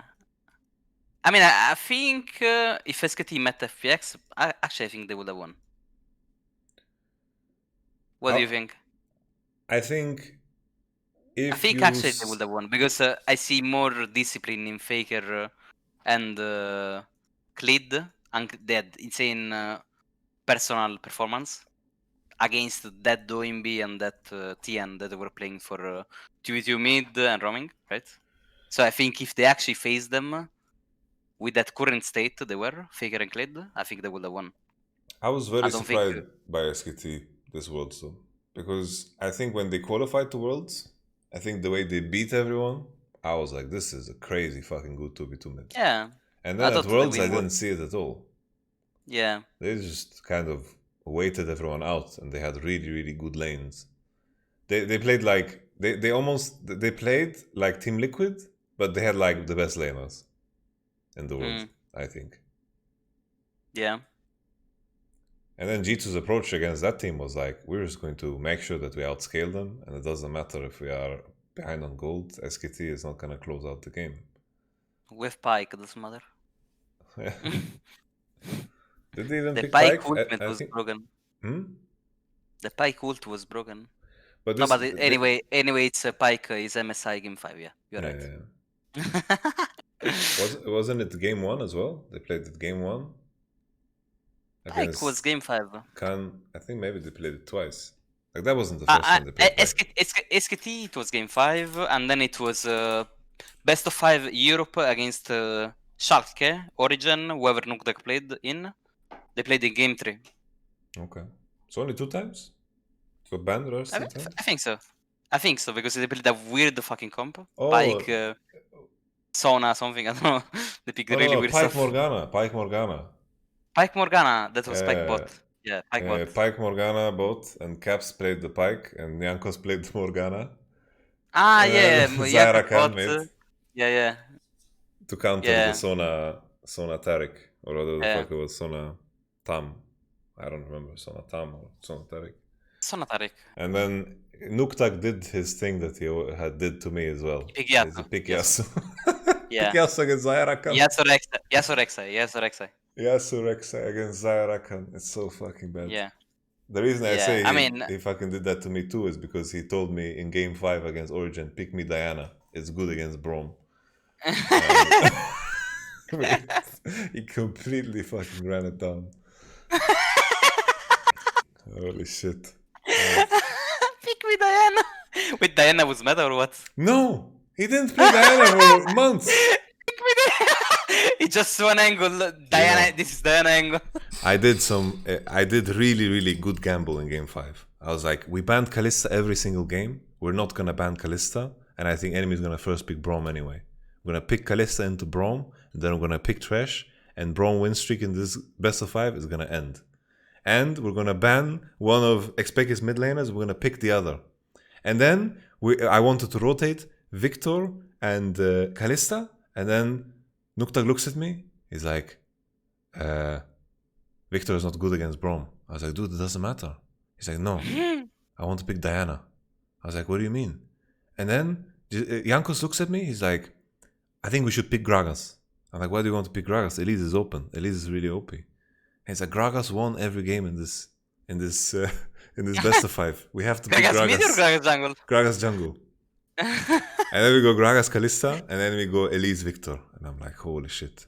What? Then I was like, okay, what are we picking against this Victor? You want to play Cassidy? He's like, no, I want to play Diana. Like, Diana? I want to play Diana? It's like, why do you want to play Diana? He's like, Diana's good. Diana's good against Braum. He just thought Mercurys against Victor Elise, you know? He just thought Mercurys, he cannot die, he's gonna win with you. And then on top of this, I can't remember why, but I don't understand why we never picked Maokai. Like, we have the biggest Maokai one trick on our team, and we just didn't pick Maokai. We gave them Maokai and picked Nautilus. I don't know. And then we lost. And then, like, that game 5, we played so fucking bad because everyone was so fucking tired. Like, everyone was just exhausted. And the Origin players were so... They had energy. Like, they had the fucking experience to go to game 5. And we had bad memories of game 5 because we played against Unicorns of Love and we lost to Split Push VC Chachi game 5. Blows. Yeah. Jizu, we spoke for 3 hours now, brother. Huh? We spoke for 3 hours. That's the usual, no? That's the usual indeed. I hope I can navigate this and make some good timestamps. For everyone that watched until the end, thank you so much for watching. It was good to speak to you, Jizu. We're gonna continue after I stop the recording. Just call it the second podcast with Jiizuké, I think. The second podcast with Jiizuké. Second podcast with Jiizuké, talking about words. Maybe. Yes, we just talk about... I need to make the video about... we talk about North America. Because I promised that would be the case. And we just added a bunch of bonuses. Okay, thank you so much for watching, guys. Bless you and bless your face if you sneeze during the video. Oh my god, I'm dark. Hello? Yeah, it's morning for you, no? No, it's night. Really? That early? I mean, it's 7 p.m. now here. Okay. But to you is 3 p.m., 3 a.m., 4 a.m. Yeah. Well, I have hiccups now. I remember when we were in China, I had hiccups for like 2 hours, you remember? Yeah. And we couldn't scream. It's like my hiccups are really loud. Like it hurts when I have hiccups. It feels like my lungs want to escape. We were singing him. Oh, you want to see hiccup? Like I think I had a problem. I don't know. There was something wrong with me that period. Like the hiccups just appeared and they hurt. But anyway, I'm gonna stop press record now. So fucking. Goodbye, guys.